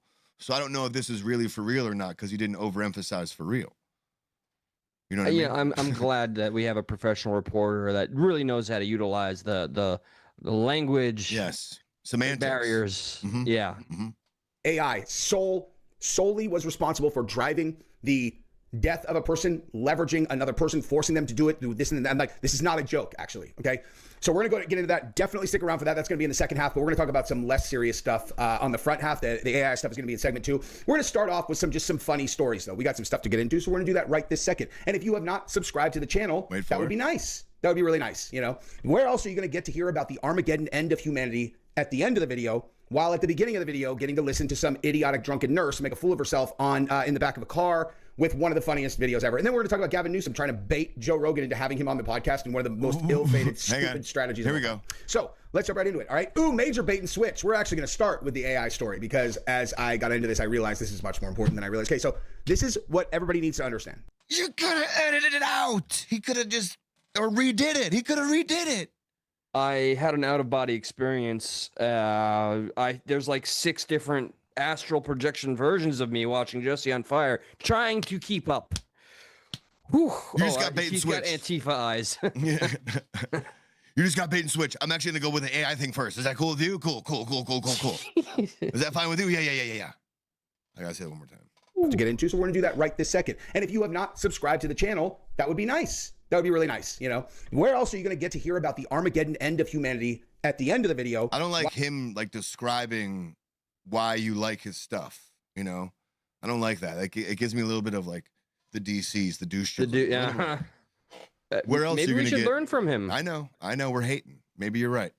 Yeah, no. We're gonna start this video. We're gonna talk about Candace Owens. And I forgot. We're gonna talk about Mike McCoy, and then I forgot. Before that, I was gonna mention how I had a great erection that lasted over 4 hours. Yeah, bait and switch. We're actually gonna talk about the erection first.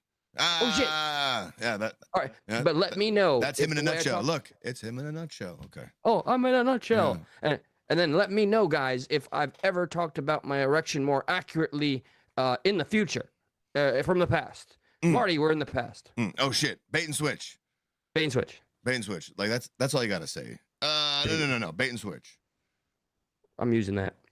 Death of a person, leveraging another person, forcing them to do it, do this and that. I'm like, this is not a joke, actually. Okay, so we're gonna get into that. Definitely stick around for that. That's gonna be in the second half, but we're gonna talk about some less serious stuff on the front half. The AI stuff is gonna be in segment 2. We're gonna start off with some funny stories, though. We got some stuff to get into, so we're gonna do that right this second. And if you have not subscribed to the channel, that would be nice. So the funny stories are first. You know? Where else are you gonna get to hear about the Armageddon end of humanity at the end of the video? While at the beginning of the video, getting to listen to some idiotic drunken nurse make a fool of herself on in the back of a car with one of the funniest videos ever. Okay, so the funny videos are first, right? Then we're going to talk about Gavin Newsom trying to bait Joe Rogan into having him on the podcast in one of the most ill-fated, stupid strategies of all time. So let's jump right into it, all right? Ooh, major bait and switch. We're actually going to start with the AI story because as I got into this, I realized this is much more important than I realized. Okay, so this is... Like, this guy is really free thought. Like, I'm just going. I just go, and you're like, you know what? I'm calling an audible on the spot. That was my bad. I think this is what they played to drive Noriega crazy back in that operation. I concur. So that was just a snippet. So now we have his most recent one. That was just an idea back of how he rambles. Does he or does he not do the same in the most recent one? Oh yeah. It's like he starts here and then advertises he's gonna go there, but then he goes back to the start. Go ahead. Sorry. Oh yeah, the first 4 minutes, the pure gold. Like I couldn't stop. It is the train wreck. It is the car wreck. You can't help but look at. I love those. Well, this turned out to be quite the video, you guys. I think Nate ended up solving potentially the 30-06 mystery and all that after Candace went ham in her members only, and we got to see her tell you what she really thinks about this entire case. All right, Jesse on Fire, welcome back. So I found out that there are no law enforcement agencies that are still working on the Charlie Kirk assassination. But I have good news for you guys, okay? Did you said that earlier? You said you heard that from mainstream media. Did you really hear that from Jesse? You son of a bitch. I got Jesse brained, bro. Are you watching Jesse on Fire behind my back? It's clearly what I don't know how I mixed him up for the MSM, but you caught me, bro. I wasn't even aware, but I'm so Jesse on fired that I don't even know the shit I'm saying. You didn't even know it. It all is all top of mind. Jesseception just spews out. Because I'm still working on it. And I'm working on it with a team of people behind the scenes, and we are uncovering some serious stuff. I cannot... Right. Definitely sounds like a guy onto some serious stuff. You hear that? I got a team, and guess where we work? Behind the scenes. Yeah. And we Suki got also stuff. Sorry. What's that? Yeah. No. Suki said all flow, no substance is a great summation. Yes. But I love the way he's advertising. I've got people working for me on the scene, behind the scenes, groundbreaking stuff, guys. Yeah. There's just stuff. Just wait till you see the amount of stuff I got for you, huh? I exaggerate that. Stuff in fact, and things. Lots of them. And things. And believe it or not, things and stuff.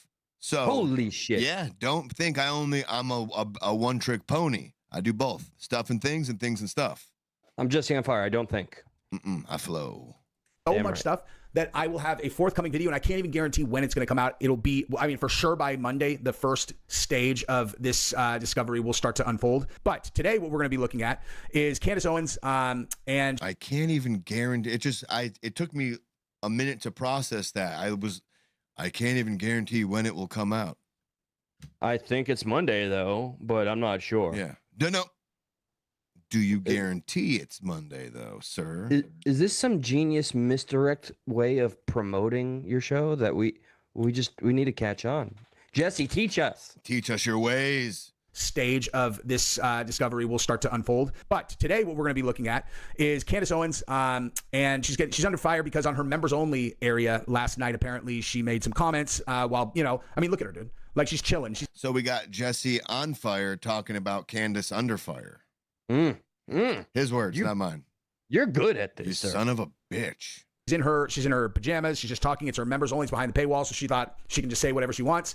And it got clipped, and people are coming after her because she apparently, according to the people who want to clickbait it, she said that Trump had Charlie killed. Right? That is what people are saying that she said. Now, I haven't listened to the whole thing entirely, so I'm going to do that. But before we move on, I'll give you a little bit more information. He just said no. But I haven't listened to it yet. He edges, and then I'd hate to hear from his wife about like how they get down. Like he likes to stimulate me a lot, and then just like not even go in, just pull away. He just say, walks. I got you. Yeah. He walks away and just starts recording YouTube videos. Yeah, that's how this. Yeah. That's the formula. That's why he's all worked up. He doesn't do Adderall. He just almost nuts for like 30 minutes and then does a YouTube video where he's like, fucking yeah. I don't know where I am anymore. That is the most accurate description of everything we've seen from Jesse on Fire. That's the magic. Jesse on fire. Old Jesse Blue Balls. You know? Jesse Blue. Yep. And he feels like he's on fire because he's just not nutting. Oh my God, they're on fire down there. Information about what is coming out. What if I told you that the person who drew this picture on August 13th and posted it on August 13th also wrote a poem or song titled Charlie Kirk Dead at 31. What is the picture even? Charlie Kirk was assassinated. A couple other things of note there. It looks like a school person's drawing. Okay. This was done by a 7-year-old 3 days before he died. Question that 7-year-old. What did you have to do with it, 7-year-old? I would love to see like him trying to interrogate like some poor schmuck. Yeah, and the way he talks. Where were you on June 3rd? And then, do you want some cup noodles? But let me circle back and I might release a video about you. But I'm on. I like fucking. Here's an arm, right? Here's an arm. I guess this is feet back. It looks like I can't tell what it's supposed to be. It looks like this almost looks like a hand right here on top of the person. And he's like, you know what this is? This depicted. This was evidence of what was gonna happen. I think that's what he's inferring too, right? I think it is. Poem or song titled Charlie Kirk Dead at 31, weeks before Charlie Kirk was assassinated. A couple other things of note there. That says roof. I see a gun. 813. I see it also this is a has gun. a rifle. And it has a person in a prone position, apparently on a roof in that image. And it definitely was not Tyler Robinson that drew that picture. And as far as the world knows, it's a person who is not directly connected to Lance and Tyler Robinson, even though people were looking at them before, except we connected them. And we can show you exactly how they're connected. We're going to blow the fucking doors off this thing. Once it's compiled, literally by Monday, we will have it all the way compiled. It's just like they just have a bunch of drawings like that. Like, see, there, and look what all the evidence we have. It was done by our evidence guy. He's my son. He just got into kindergarten and he does all the drawings for us. So boom, busted wide open. I am doubling down with Boomstick here. That does look like a Ninja Turtle, like after Donatello got defeated in the first movie. Right? I can't make out the prone position. Like I see feet here, right? I see feet kind of laying down, like knees are facing the ground. I see hands, but I don't know what the fuck's going on in this area. This whole middle area. Yeah, I see the gun, but I don't know what this guy's putting together here, this Jesse character. What a great advertisement, because now I want to see what the fuck he means by Monday about all of this. Yeah, and it says, oh, fuck, with F-U-K. There's no C there. Like, it's like very, oh, fuck. Oh, fuck. I really hope he has like a wall just covered in crayon drawings. Right, with like lines with arrows connected to one another. Like this is where the just like a crazy person smoking cigarettes. Yes. For now, we're going to look at Candace Owens. Now, one quick thing that people kept sending me yesterday is this image right here, and then we'll get into Candace. Okay, so someone sent me this, and it was like, if Tyler Robinson was caught on camera running through the UVU courtyard at 12:23 p.m., how the hell was he on the Losi rooftop at the same second? Well, I could certainly answer that. If that's not Tyler Robinson, or if that's Tyler Robinson there, and the boyfriend is up on the roof. Okay. No, that wasn't an answer though, dude. Hang on. What the fuck did you just say? We did get some clarification. Oh, what? Are you talking to somebody in the house? No. I was talking to what the fuck Jesse just said. Okay. All right. No reply is saying these drawings are straight out of Lance and Tyler's apartment. That's a cover over his back. Some of the drawings are in color, but most are in ballpoint pen. Interesting. What's up, Garrett? Okay. All right. So they were doodling what they were going to do to Charlie Kirk. Then that takes all the crazy out of it to me. No, I want to go back to it being more crazy, though. Minority Report is better. Yeah. Same second. Okay. Well, I could certainly answer that. If that's not Tyler Robinson, or if that's Tyler Robinson there, and the boyfriend is up on the roof. Okay. If that's not Tyler Robinson, did he answer it for you? I'm pretty sure it's clear, right? How can it not? How can it be any less clear? Rooftop at the same second. Well, I could certainly answer that. It's obvious. If that's not Tyler Robinson, or if that's Tyler Robinson there, and the boyfriend is up on the roof. Okay. Or if one of their other conspirators is the one taking the shot. Okay. Very simple. And if you look. It's very simple. Did you catch that? I want you to repeat that back to me. It's very simple. Go ahead. My brain is exhausted. I'm all over I'm feeling schizophrenic. It's simple. Of course. Yeah. Of course it is, Jesse. Yeah. My first reaction to this, I always assume everything's fake until I can prove otherwise, right? Sure you do. Come on. Nobody. Do you believe that? I don't believe that for a goddamn minute. I always believe everything is fake until I can prove it. Bullshit. That is the biggest lie he's ever told. But what do I know? I'm sure he's told worse. And if you look, my first reaction to this, I always assume everything is fake until I can prove otherwise, right? My first reaction was I was like, okay, no one's running around though.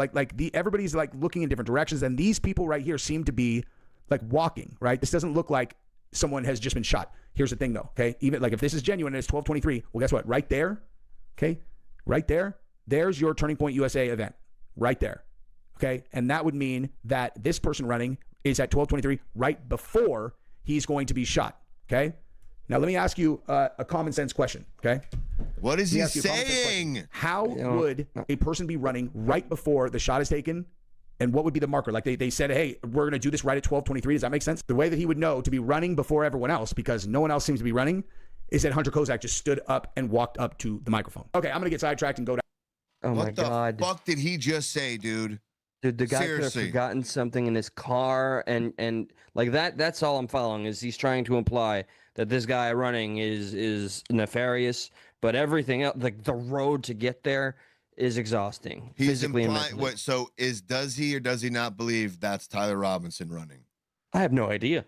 I thought he was going to answer it. I think I'm just, dude. We just got edged. What a prick, bro! This guy is an asshole, dude. Yeah, I'm tuckered out, Jesse. I don't know what to do with you, buddy. That was the 356 mark you said up until then before he starts to glaze Candace. Oh yeah, he goes straight to I love Candace. Yeah, and he plays more for clips. Do we care about him glazing Candace, or can we move on to the? No, we can move on because it's his shtick. Yeah. Her coattails. No, Candace, she's so smart. She's so cool. Candace, dude. If you like Candace, you should probably subscribe to me because I like Candace too. So. Here, let me think. If you out there in chat land or bushwhacker land, bushwatching land, if you like air, Red Bull, Moist Critical, TVs, or grass, I like air. You like air? Yeah. I like air. If you like air and you want to keep supporting oxygen, subscribe to us and you'll get more air every day until you don't. More air is good. More air be good, yeah. All right. Fire bad. in the comments, to confirm to people they need to go watch that video because I solved the mystery. Okay. Yeah.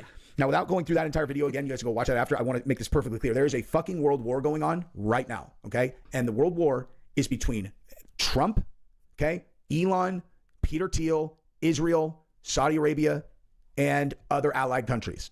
And the adversary is that's a lot of people. It's a big war I was unaware of. Yeah, world war. is George Soros, whatever his deep state people are, China, Russia, and their associated people. Okay, and the foot soldiers here in America are left-wing radicals. Okay, that's reality. That is reality. And you should keep this very, very much in the front of your mind. In this war, which is... Bro, it's so hard to follow him. It's so hard to follow. It's like living in a bounce house. I mean, that's what I'm envisioning. Just, it's a bumpy ride to get to a point with Jesse. Being fought. If you want to understand much more clearly how I can say that so confidently, go watch a video that I did for Ginny Gouffre, expose the Israeli Prime Minister. Okay. The reason that you should be on the right for this, which is not really a right or a left-wing thing, the reason you should be behind Trump, regardless of how you feel about him, is in his world, he is strengthening America, and between America... he doesn't like Crowder because he called Candace a miserable C. Yeah, obviously. Even though he's got no real dog in the fight, he's going to glaze Candace. So what is he really trying to... Like, is there more here? Like, do I let him keep going? Oh, I gave up. I gave up. After that, I was like, okay, I would like to clip that moment. Got you. It's another one of them open-ended sentences where he starts off by saying, wait till I get to the end. And then he never gets to the end. It just kind of drifts into a different topic quite quickly.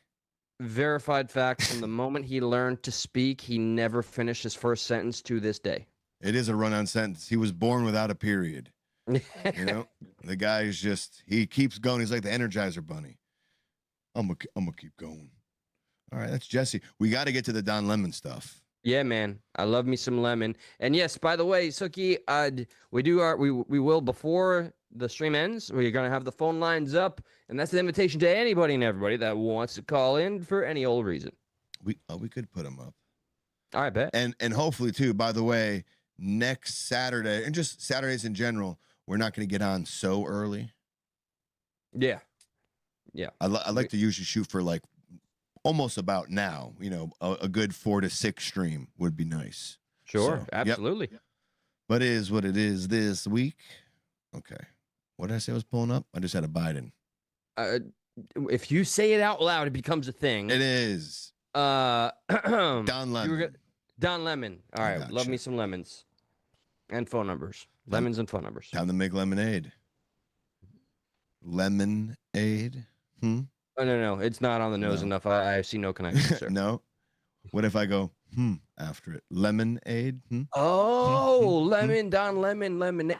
With the Now I get it. We probably even used that as a title once before. I mean, yeah, especially the way you operate. We did. No, it's not criminal. Okay. Ready? I remember this. Yeah. This is like chef's kiss. It's pure cinema. Okay, crossing the border illegally is not a crime? No, it's not a criminal act. Okay. It's a misdemeanor. So why are they being sent back and saying that they're... I mean, that's an oxymoron already. No, it's not a criminal act. It's a misdemeanor. What in the F? Isn't a misdemeanor a crime? Yeah. Come on, man. Yeah. Come on, man. Breaking the law. That's the point. Okay, as somebody that actually... We don't know if they're breaking the law because they won't tell. There's no due process. Where's the evidence? That's the whole point. And if they are breaking the law, most people will say, okay, then they need to go if they're criminals. But if they're... He's so, like, catty. Don't you understand? Yeah. God. He's a sassy, catty little mother. He is. He got hit with the sassy toxin. Sassy toxin. Sassy toxin. Sassy. Or not, why are they being rounded up and sent out, especially when he promised to deport the criminals, and now he's not doing that? Yeah, I don't think we're going... Misdemeanor is not a crime. That's what you're saying. Yeah. So misdemeanor is not a crime? It's not a criminal act, no. If you get charged with a misdemeanor, that's not a criminal act. So why get charged at all then, if it's not a criminal act? because we have different levels of crime. Everything is not the same. So it is crime. No, it's just we have different level. different levels of. No, I shouldn't say crime, but it's not. It's not. You're not. It's not a crime. You're not breaking the law. I mean, you are breaking the law, but it's not a criminal act. What the fuck? No, the law, but it's you're just not breaking the law. a misdemeanor is not breaking the law. No. If you're speeding, drinking, get pulled over, DUI. That's not a criminal act. Well, no. If you're speeding, is a misdemeanor. It's a misdemeanor. Right. So it's still breaking the law. Okay. Well, if you want to qualify that, we're doing semantics. What the fuck, dude? He's so bad at this. Okay. But is he being genuine, or is he doing this just to piss people off? Because you're like, dude, what do you mean it's not a crime? A misdemeanor is a fucking crime, bro. He's this pompous. I believe he believes the shit he's spewing, and he's just one of those that will never concede. I almost feel like he's trying to say it like it's not like a violent crime. Like he means crime in a different way that we're perceiving it. I'm not trying to give him an out there, but like he means like, it's not like a speeding ticket isn't a crime necessarily that you get arrested for. It's not like He's just like trying to say it's not as serious, but he won't fucking say but he's it. like, no, misdemeanor's not a crime. Yes, it is. Yes, it's breaking the law. When you break the law, is that a crime, Don? Yeah. This guy didn't get fired in life enough. I know. He's gonna get fired from his own show soon. Don's gonna fire Don. I had to let you go, Don. Well, I understand, Don. Well, what does fired really mean? But what I'm saying, but what I'm trying to tell you is everything is not the same. It's all not one thing. But is it the law? What is it? The law that what? Is it a law to come over there a legally? law? Is there a law? There are rules that are processes that you should follow. Yeah, so you're breaking rules. You're breaking the rules, but you're not necessarily breaking a law. So what happens when you break the rules? What do you mean? He's such a freaking con artist. He's treating the argument and the rule of law like it's a classroom, like you're a kid that threw a pencil behind the teacher's back. It's just such a poorly framed argument. A Don artist. That's what he is. What a damn Don artist. This is enraging. If that's the purpose, one-handed clap. Yep. My God. How about one more of him just saying some silly shit? Can we get one of him and Jesse like making out and talking to each other? That would be we black gotta. people. Let's ask Brock if he can Sora us that video. Oh hell yeah! I bet you he can. Yes, he can. Hopefully Sora will let him do that too. I bet you they will. So listen to this bullshit.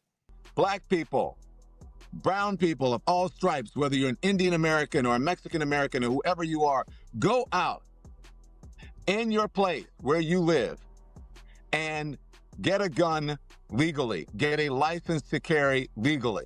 Because when you have people knocking on your door and taking you away without due process as a citizen, isn't that what the Second Amendment was written for? Go back and read what the Second Amendment says. And it's funny how he's all about the Second Amendment right now. Oh, look at that. Now you're trying to use it to your advantage. But furthermore, the idea of just blatantly telling all black and brown people to get a gun. What do you mean? What is the notion that every black and brown person is getting deported?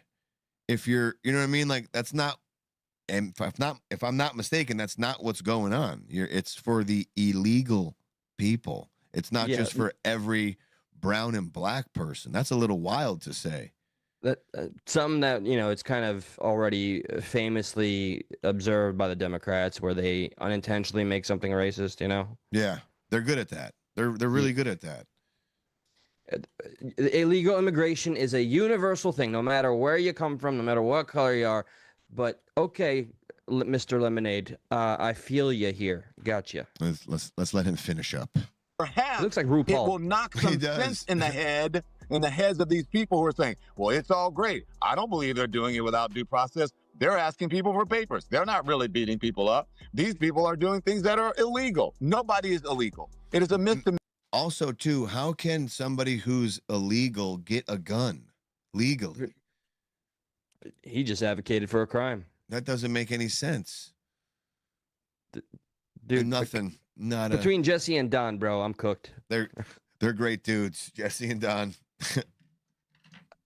You know what? All right, Don is gay. Jesse may be on the fence there. I say he kicks the lady out. Don and Jesse make a podcast. Success till the cows come home. Couldn't said it better myself. Couldn't said it better myself. Here's to their new partnership, Don and Jesse. Oh yeah, cheers, absolutely. Here's to them. All right, we knocked out our little stupid politicows for the day. Do you feel like doing a Bill Maher rant or the Bishop guy to kind of close us out here? And then, or I can turn the phones on right now while we watch a few video clips. Yeah. Please do so. Let's do that. The phones, and I've used to be a big fan of Maher, and I like that he's kind of. It seems like he's crawling out of that chrysalis of his, that cocoon. He'll call out his side. What? And feel free. Remember, you can cover any topic, or if there's anything on your mind. You don't have to have any set script. You have no preparedness necessary. As a show, we do what we got to do. But please, feel free to call, say whatever you'd like. Ooh, I forgot I put it up here now. Bam. That way the chat doesn't cover it. Everything is up and working. If you feel like, give us a call, 954-546-3455. That is the show. 954-546-3455. That is the show. Give us a call. So the first video, what video did I just say? Oh yeah, the Bishop video, right? Oh man, this will be fun. This might grind your gears a little bit, Eli. Oh great, okay, now I'm invested. Oh, what you were before? Well, originally I was for Maher, but I'll take someone that's gonna piss me off. Well, we can do both. How about that? One to piss you off, and then one to bring you back. How about that? Okay, I like it. Seem fair? Yeah. All right, let's do that. That's great for my bipolar. Right? Yeah. really even you out, you know? Bring this up over here.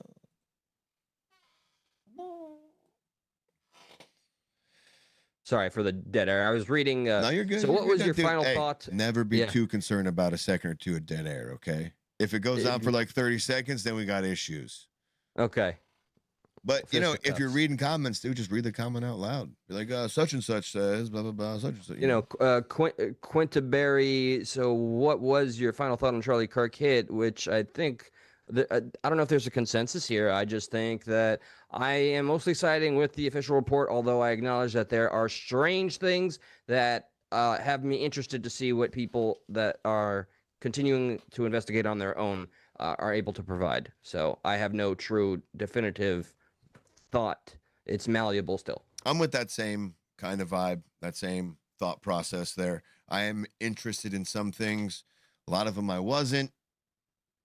This Mike McCoy is kind of intriguing. I like to learn more about that, but it kind of seems that's already kind of came and went if he's been on the TP podcast. But then you have to go back and assume they were in on it themselves as well. So that's why he was allowed on there. That's what, you know, so who knows? But I do more so go with the whole official narrative, as it were, right now. Yeah. And one statement I will make, because it seems to be popular to blame Erica Kirk. I do not believe in any capacity that she was involved. Please call if you think differently. Here's something to ground your gears. I, Roberta McCoy, given faith and stand in unity with the vision of Perfecting Church of sowing this seed of $1,000 plus $235 and receiving the blessings to come to all. That's 1,235 bones she just donated to her kind church and pastor. We got in the wrong business, bud. I know. You want to start a church? Yes. Hell yeah. Blessings to come to all that participated. Now that's only $1,200. Yes. Y'all not listening to what I'm saying. If you have 1,000 plus 1,000. What the work fuck? on the other 800. Well, that ain't what I asked you to do. And he's laughing about it. And I'm not even sure, like, did he not accept the donation? And, like, she's kind of smiling. So maybe there's something else going on here. But, goddamn, that seems a little brutal. Okay, look. Y'all not listening to what I'm saying. Sorry. It's somebody that's trying my hand again at being a Christian. Dude, the Bible is very clear about false prophets and like how little the Jesus thought of the wealthy. This is grotesque. This is fucking grotesque. I mean, I know they feel this is their job, but and they're no taxes. This is so gross, man. I'll play it again. Just from his rant. Y'all not listening to what I'm saying. If you have 1,000 plus 1,000. Okay. Well, I'm going to work on the other 800. Well, that ain't what I asked you to do. I don't know. It's, Maybe an embarrassed smile. Yeah, douche chills. She didn't. I don't know if she was smiling like, hey, it's a joke, or she was maybe embarrassed. I want to hit that guy in Minecraft. Like, you know. Yeah. Damn. Shut up and take. I mean, even you can't just say, oh, like maybe there was some limit for something. I don't know. Whatever the case may be, couldn't he have at least gone about and saying a little more kindly? Like, oh, thank you for at least attempting to try to reach the 2,000 goal that I thought everyone should achieve, or, you know, something along the lines of like, oh, you know, A for effort. You know, I appreciate anything you can give, but it's like, no, this isn't what I said at all. I need 1,000 plus 1,000. Or a little humility and grace. I think you would expect and hope from a Christian. What a bad look. God Oh, damn. that shit. God damn. Oh. Explain that away, or don't be like, that's horrible. I never want to see something like that again. That was the prolific Bishop Marvin Winans. Apparently he is, as per whatever this X says, it says, is getting destroyed on the internet after humiliating a woman. Let's see. I think someone's on here. Let's see. Okay. Good. A call. Call from Joe Pon. Damn it, Joe Pon. What's up, buddy? Joe Pon. Hey, Josh. What's up? What's up, buddy? Join the show. I'm editing the video, and hopefully I have it done by today. What video? It's about an anime. It's about censorship and basically Shimoneta world without the dirty jokes. Oh, nice. All right. Well, give us when it's done. Let us know. Let Eli know, and we can give you a share on the YouTube post page. Wait, is he calling a plug? Is that what he's doing? Yeah. Was this a plug? Was this a shameless plug? Yeah, shameless plug. I gotta make money somehow. All right, look, you got to meet the goal of $1,000 check combined with another $1,000 check. Yeah, nothing short of that. Or shame on you. And you got to buy me a PS5 controller. Shame. Well, also, we look forward to seeing that video, Joe Pon. What do you got for us? I do have again. I got another visual that I could show you in what and kind of why people don't take Trump seriously. Why people don't take Trump seriously? I could show you. It's literally another government site. Sure. Yeah. What's the name of the website? Whitehouse.gov. Whitehouse.gov. All right. In the church stick. Okay, I'm there. All right. Now just go to up into the upper left with the hamburger menu and go down to history. Yep. Give me one. It just popped up I'm going to be redundant. It popped up a pop-up. Don't Jesse on fire on I can't get out of. No, it was like enter your email address, but there was no X anywhere. Here, we're being given tasks by our callers. What the F? I know, right? That's how cool we are. All right, honoring our vets. Okay, so I'm there at the page. Okay. So where do you want me to go? Go down to go to the top left. Open up the different options and go down to about the White House. About the White House. Is this going to be a segue into the construction? All right, Joe, you got news, administration, media, issues, history, or get in touch. Which one is about the White House in? Go down to major events timeline. It's in. It was in about. There you go. About the White House. Yep. Go down about the White House. Go down to major events timeline. Let's see. Major events timeline. And all you need to do is just keep going right until you find pictures that don't line up with the others. Or in other words, one of these things is not like the other. All right. Cute. I like the attempt at humor. I appreciate that. Yeah. Okay. So it was when a swing. What? All right. I'm in 1909. I'm in 1913, 1934 to 1942. I see the 1934 edition of the East Wing. Is that what you're saying? No, keep going farther into the future. But It'll be after Nixon. But Franklin Delano Roosevelt expanded the West Wing and added an East Wing, constructed the East Wing for additional staff and wartime security. I guess that's part of what Trump just tore down. Yeah, okay. that's what he tore down. I'm at the Muslim Brotherhood visit. I'm at the tennis pavilion. The cocaine discovered. That's fun. Yeah. Remember that? Yep. I wonder whose coke that was. Hunter Biden. Yeah. Bless you, Eli. Oh, that's what I mean by no one takes him seriously, because he'll literally deface websites and put giant tits on the website just to own Biden. Where's the Trans Day of Visibility? So you think that's an own? What the fuck is going on? No, it's not an own. It's a middle schooler that learned website design. So you think that when every person who gets into the White House, their staff go back to the whitehouse.gov and they update the major events timeline? Like, you don't think, how does that work? What's the point? I guess he thinks that this picture is like bad or something. I'm not. Well, I'm not talking about like just that one. I'm talking about like they'll bring up the Monica Lewinsky. They'll bring up the.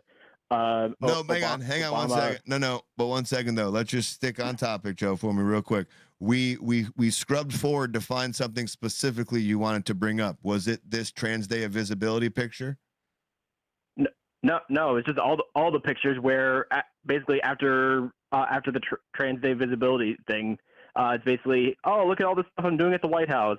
Look at, there's like 4 different things. Oh, look at how good I'm doing. Look how good I'm doing. But what was the one of these things is not like the other remark in regards to? Yeah. Well, look. Well, I mean, you could go back and see everything else is about the White House or something. Are you Jesse on firing us? Everything right now? else is not about the White House?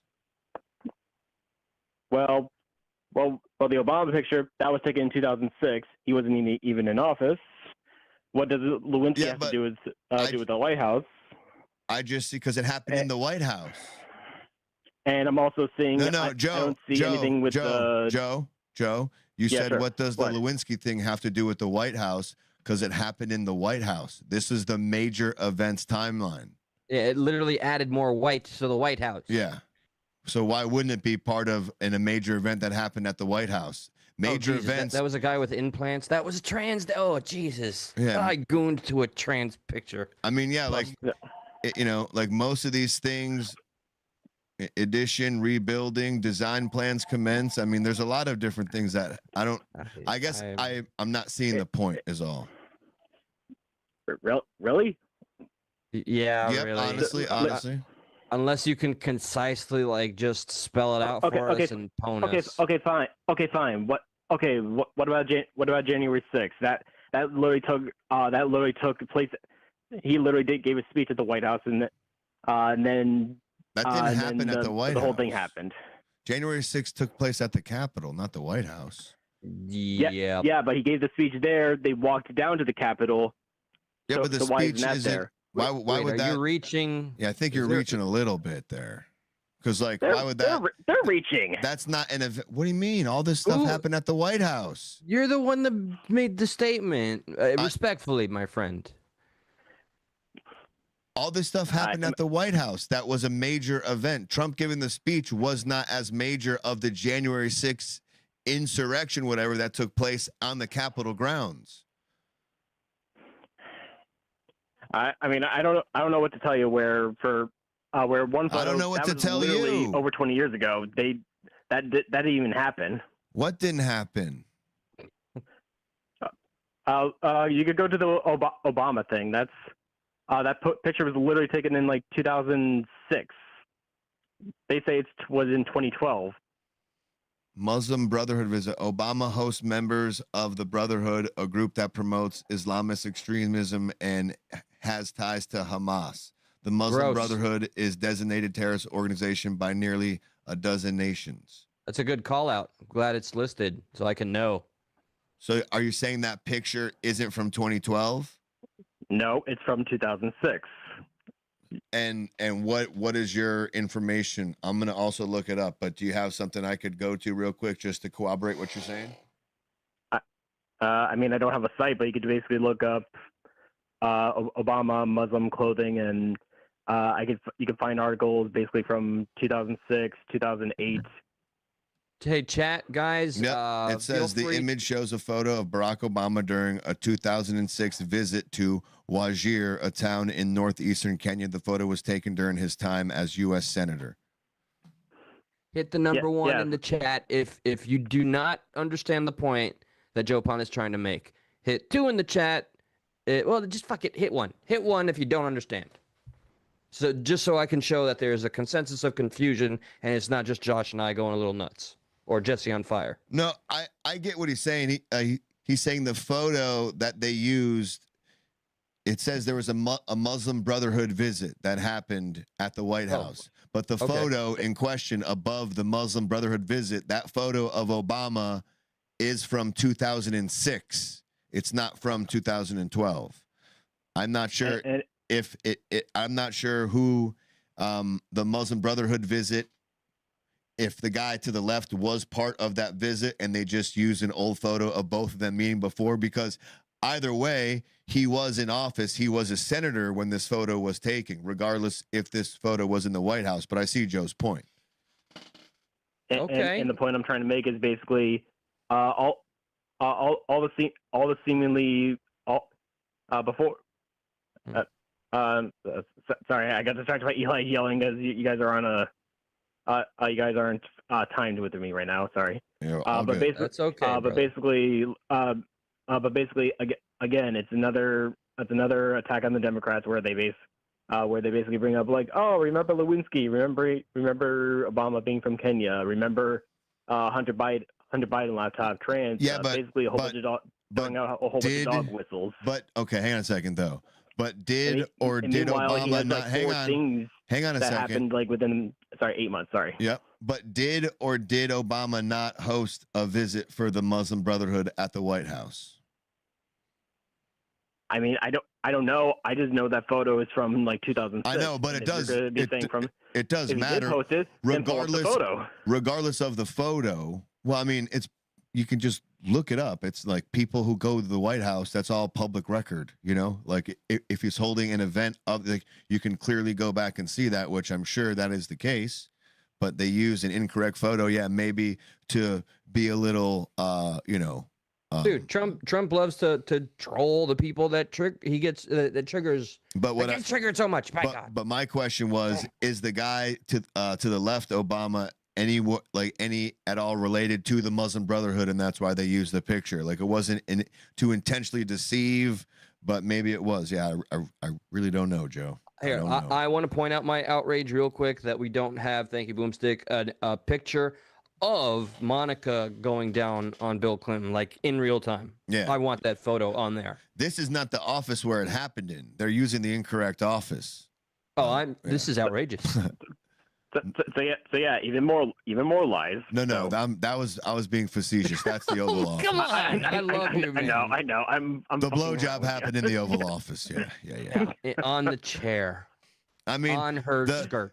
The photo, pointing out the photo does, like, if that really works you up that bad, like, I guess it is working. It doesn't seem. Yes, like, exactly. It doesn't seem in the grand scheme of politics. Yeah, I know it's trolling. I'm not getting upset with it. I'm just wondering, like, okay, fine, troll. Sounds like you're a little upset. People troll, but the question is, you didn't just walk us through when does the trolling stop? When do all of this? That's my question.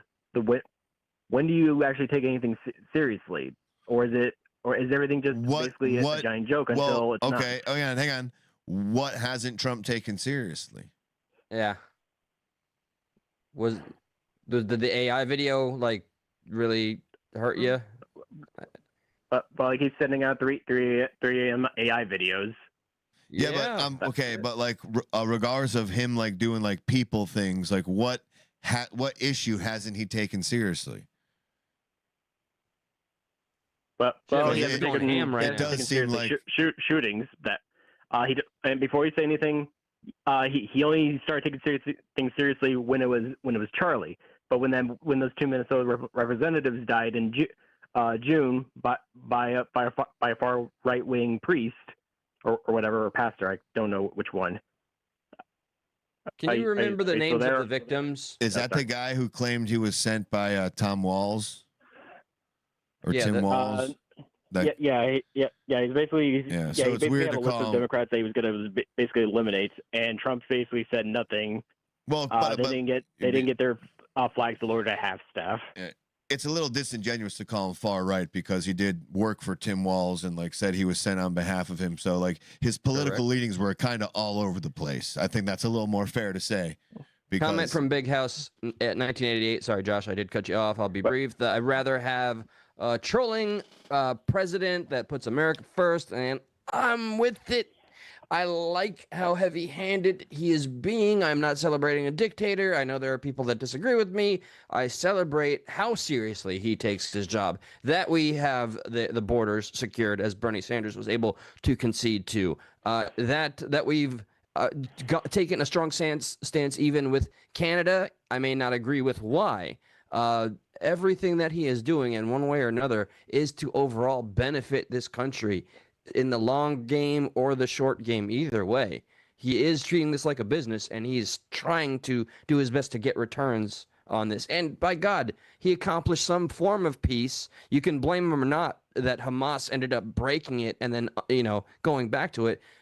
Where is any concession on your part to say, hey, instead of looking for something like a picture on the website, where's you saying, okay, he did this right, or okay, but let's look at all the hundreds of other things that... Yeah, like going out of your way to find a picture to get worked up about, as opposed to ever conceding to like something good that, if any other president you did that you liked that he did that, you would have been like, oh, this is a great thing. But because it was Trump, it's like a quick, no, that's cool. But look at this fucking picture, man. They used the wrong fucking picture. And it just seems like, okay, I get it. You don't like the guy, but there's really not like, it's more of like a feelings thing. It's not like, oh, I don't like when he took such and such policy. Yeah, look, he was mean about misinformation.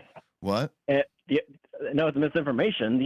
The only other two I could think of is with Nixon, where he literally recorded himself in the Oval Office with the Watergate tape thing, and then the other one was where LBJ basically talks about how long his dick is. I don't see that in the major timeline. I'm being facetious on that one. Yeah, I was gonna say, I don't think. But that wasn't like true. that happened in private, and that wasn't a major event, right? These are major events. Yeah, that, it was really that make the news. I don't think LBJ talking about his massive hog he took it out in the White House made the news that day. President Lyndon B. Johnson has a huge hog, as per his words, and we've seen it. It's massive. Matter of perspective. I like. Oh, sorry. If you're going to talk more about hogs, no, all ears. I was going to say more tonight at 10. Okay, all right. It's not trolling. It's a wholesome picture of Obama in a village where his dad is from. There you go. Celebrating the heritage. Kenya. So bringing back the classics from Kenya. But is he not from Kenya? It's true. He's from Kenya. It's not a troll. Yeah. Yeah. His ancestry is from there. Maybe he himself is not from there, but I mean, like, I've gone to England. I have family in England. I mean, what's the big deal? I don't understand. To say, Adam in the house, bro. Adam? Who's Adam? Yeah. Adam? Our boy Adam. He said more tonight at 10 inches. More tonight at 10 inches. Oh shit! How come I don't see him on this side? Oh, yeah, I see. Gotcha. Yeah. Oh, no, I was saying, Adam, man, just one of these days, Alice, get back on the show. Get you on. All right, Joe Pond. I'm not. Joe, my show. thank you. If you'd like to put a bow on anything, because we always give that opportunity. Anything you'd like to kind of sign off with? Joe's phone sounds like it's breaking up. The only thing I'll sign off with is you say Trump is good for America. Yes. Look at the farmers then. He just made a deal with Argentina, giving them 40 billion or 20 billion for 20 billion. not 20 billion, 20 million or something. No, for it's beef. 20 billion. Billion. Those narcos, 20 billion. too. Okay, sorry. Okay, yeah, I got confused. But basically gave them screwing over farmers here, and then because of the tariffs, they can't sell.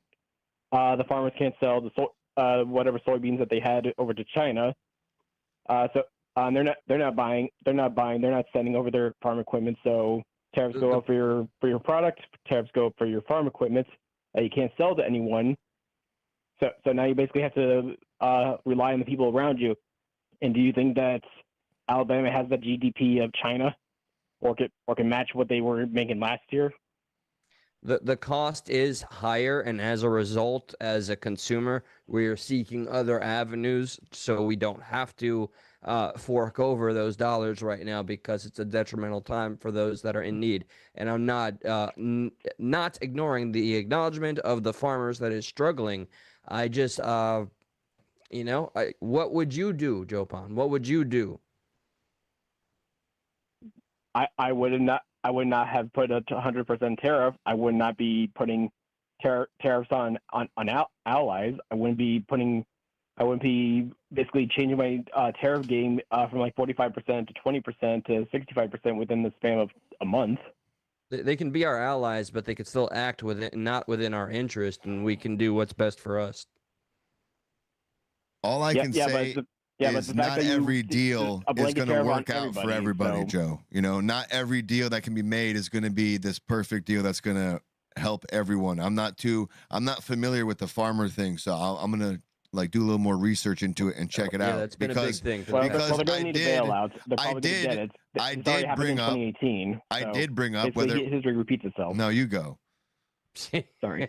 I did bring up that I think it was either last show or the show before that. Whenever Trump gave Argentina 20 billion, I did ask. We didn't spend a lot of time on it, but I was like, what happened to make America great again? Why can't that 20 billion have been reinvested in America? And I forget what it was about, giving every person $1,000 in their savings account over X amount of years. We can solve Social Security or something like that. So I get that, quid pro quo from Argentina, they're going to give us something back, but helping out the American people, I think that gives something back to the economy too. So I did say something about that before, so I do agree with you on that, or kind of the premise, but I don't know what the U.S. is getting in return. Maybe we're getting some precious materials over X amount of years, so we essentially bought something, but we just gave them all the money up front and don't expect them to give us back said material for X amount of years. So I'm not really sure what this whole deal is. So yeah, we'll do our due diligence, man. Yeah, man. I just don't believe anything he says, or I basically need to do research into it before I agree with anything. No, and that's fine. And you should kind of be like that, which I agree with. You should, before you wholeheartedly agree with something, do your research. Yeah. But in the same breath, but there's something anything that Trump says you don't, right? But anything that Trump says you don't agree with. So you kind of contradict yourself, because if Trump says it, you're like, no, it's definitely wrong. You know what I mean? Like the same premise you use on the first thing, you kind of contradict yourself about how you treat Trump and what he says just because you don't like him. So think about that too a little bit. I mean, if your friend goes over to your house and constantly steals from you or lies about everything that he says, are you going to continue to be friends with him, or are you basically going to? Are you basically not? If he says, How does that analogy apply to Trump?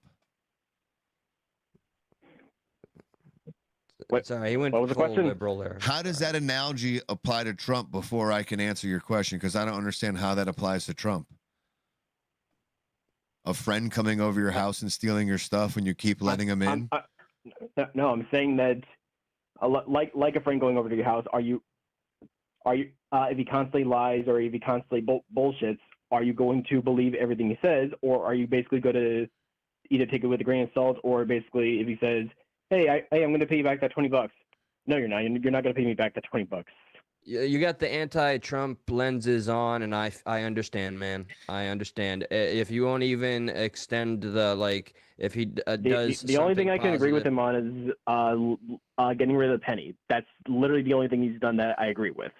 If I got a friend who comes over and lies and bullshits, but like he usually ends up helping me out, you know, like when I'm in need, like we all have our faults where you're like, yeah, no, he definitely needs to work on that. But all in all, he's a good guy. Like, yeah, like, you know, like you're like the way you paint the picture is this guy is only a liar and a bullshitter. Well, hypothetically, yeah, someone like that, they suck. But realistically, not a lot of people, you know, are always like just black or white, so to speak.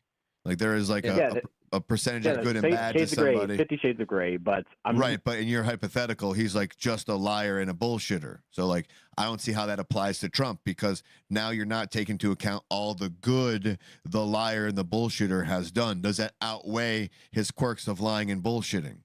Yeah, I'm going to counter real quick with that analogy that he just gave. Sounds like it could be used for illegal immigration. Thank you, Adam. Agreed. Thank you, Joe Pon, for the phone call. I think I'm going to move on. So we're going to start closing this. All right, Joe. Yeah. Appreciate God bless you, buddy. brother. Joe Pon. Keep on making them videos. And once guys. you get that video going, we'll give it a share. Bring it on right here. Ah, man. No matter where the conversation goes. That was an interesting route that we took there with old Joe. I like that. That was fun. It was, and it's a little reminiscent of Jesse on Fire. Sometimes you just a gotta, bit. you know, you gotta hang out with Joe until you get there. But hell, you get there regardless. So. Oh yeah, you know, I know him personally, and I'm proud to call him friend. He calls in, and then he, you know, participates. Awesome. Yes, the engagement, which is something that we always aspire to be about. That's literally the foundation of the show. We don't ask for currency. We don't ask for donations. We ask that you participate, leave a comment after the live, hit the thumbs up button, hit the subscribe button, and keep joining us on this journey, this very strange and entertaining journey called Stuck in the Middle. Very strange. You want to watch the Bill Maher rant? You know, we'll flip it around now. do that, After and then I'll do the outro. Yeah. Yeah. Heard. Need a cigarette. Heard that. Yeah. I got a few things to do. We did Don Lemon. Awesome. Yeah. Here's the Bill Maher rant.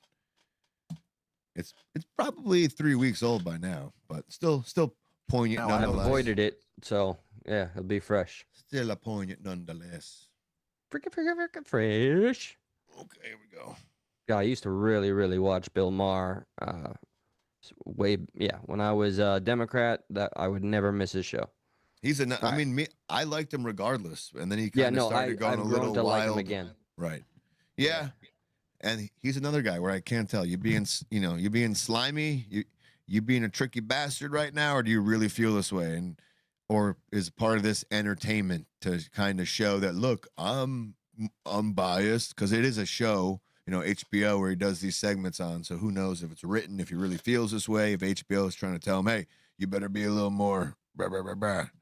So yeah, given we never know what's going on in the background. I have the anecdotal tale of an old lady friend of mine that met him at on a plane ride. And how old was she? Like 90? You had an old lady friend?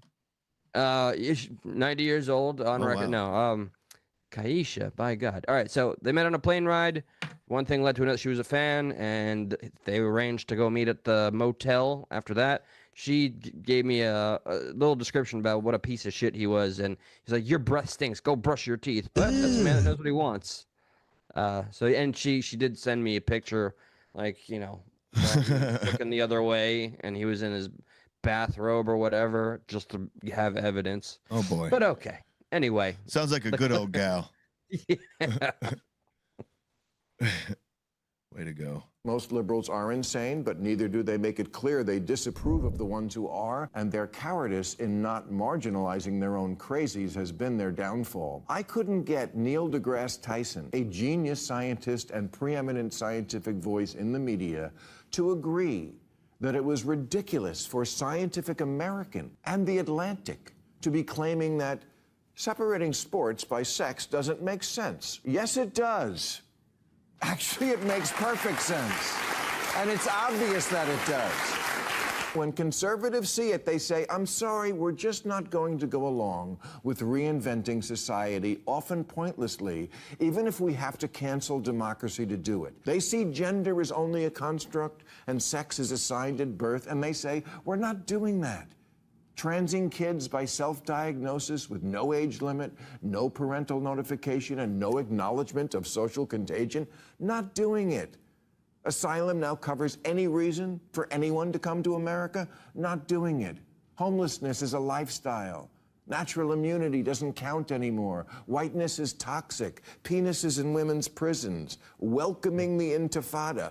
We're not doing it. If we are ever going to get back to the old America, that's got to be the Democrats' part of the bargain. Stop coming up with radically new and often terrible ideas, and then in the next breath, insist there be no debate about any of it. That if you don't see it right away and go along, you're bad, stupid, and deplorable. As if you were saying, duh, 2 + 2 = 5, isn't that obvious? Yeah, it's obvious you can't add. Damn, Bill going ham, dude. Bill Maher, the political guy. Bill. Hang on, there's like 2 more seconds, I think. Just say math is racist, queers for Palestine, looting is cool, healthy at any weight. If the men's football team played the women's team, it would be a tie. He said, you can't just say shit. You can't just say shit.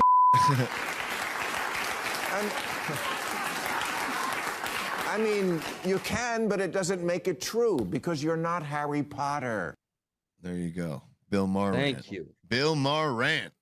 Simple, concise. Shout out, by the way, Elias. He's been around for a long time. Disagrees with us in every facet you can imagine. Heard. Chimed in with Kamala and AOC 2028. I'm glad that you're advocating and supporting for the very people that will ensure a conservative win, but I'm also very pleased to see that you will engage. Engage. Well, I think it's time for us to disengage. Oh, good. That's a better one than I had. Yeah. Oh, what did you have? Let me hear what you had. Dude, it was so stupid. Like I was gonna say something like, "I'm gonna go get engaged." No. No. Yeah. I'm glad you didn't say that. That wouldn't have been good. That wouldn't have been good. Say it out loud. Yeah. Fantastic. Thank you for hanging out with us today, this afternoon, whatever the hell it may be. On Stuck in the Middle. I had a blast. Had a good time. Hope you did too. If you did, give us a like. Hit that subscribe button if you haven't yet. Look forward to us doing the shows Tuesdays, maybe Thursdays, and sometimes Saturdays, or who knows days, you know? Yes. And we'll get Adam on sometimes. So Adam, you want to come on? You ghostly figure, you. Where the hell you been? And Brock wants to come back on too, by the way. We got to have Brock on soon. And we're in the works with talking scheduling with CanCon and my buddy. Oh, shit. Joe. Don't call him CockCon now. Here comes on CockCon. Dude, that was I'm funny. Clipping that. I'm clipping that, and I'm saying, look what he's been calling you. Look. Yeah. So we're going to hash that all out, guys. Thanks for just being a part of the conversation. We appreciate you. Caleb, welcome, and good morrow. Good morrow from the boys that Stuck in the Middle. We'll see you on the next one. All right? Adios. Suki, call me later. Peace out, guys. Peace in the Middle East and chicken grease and cease and desist. Israel has a right to exist. Hey.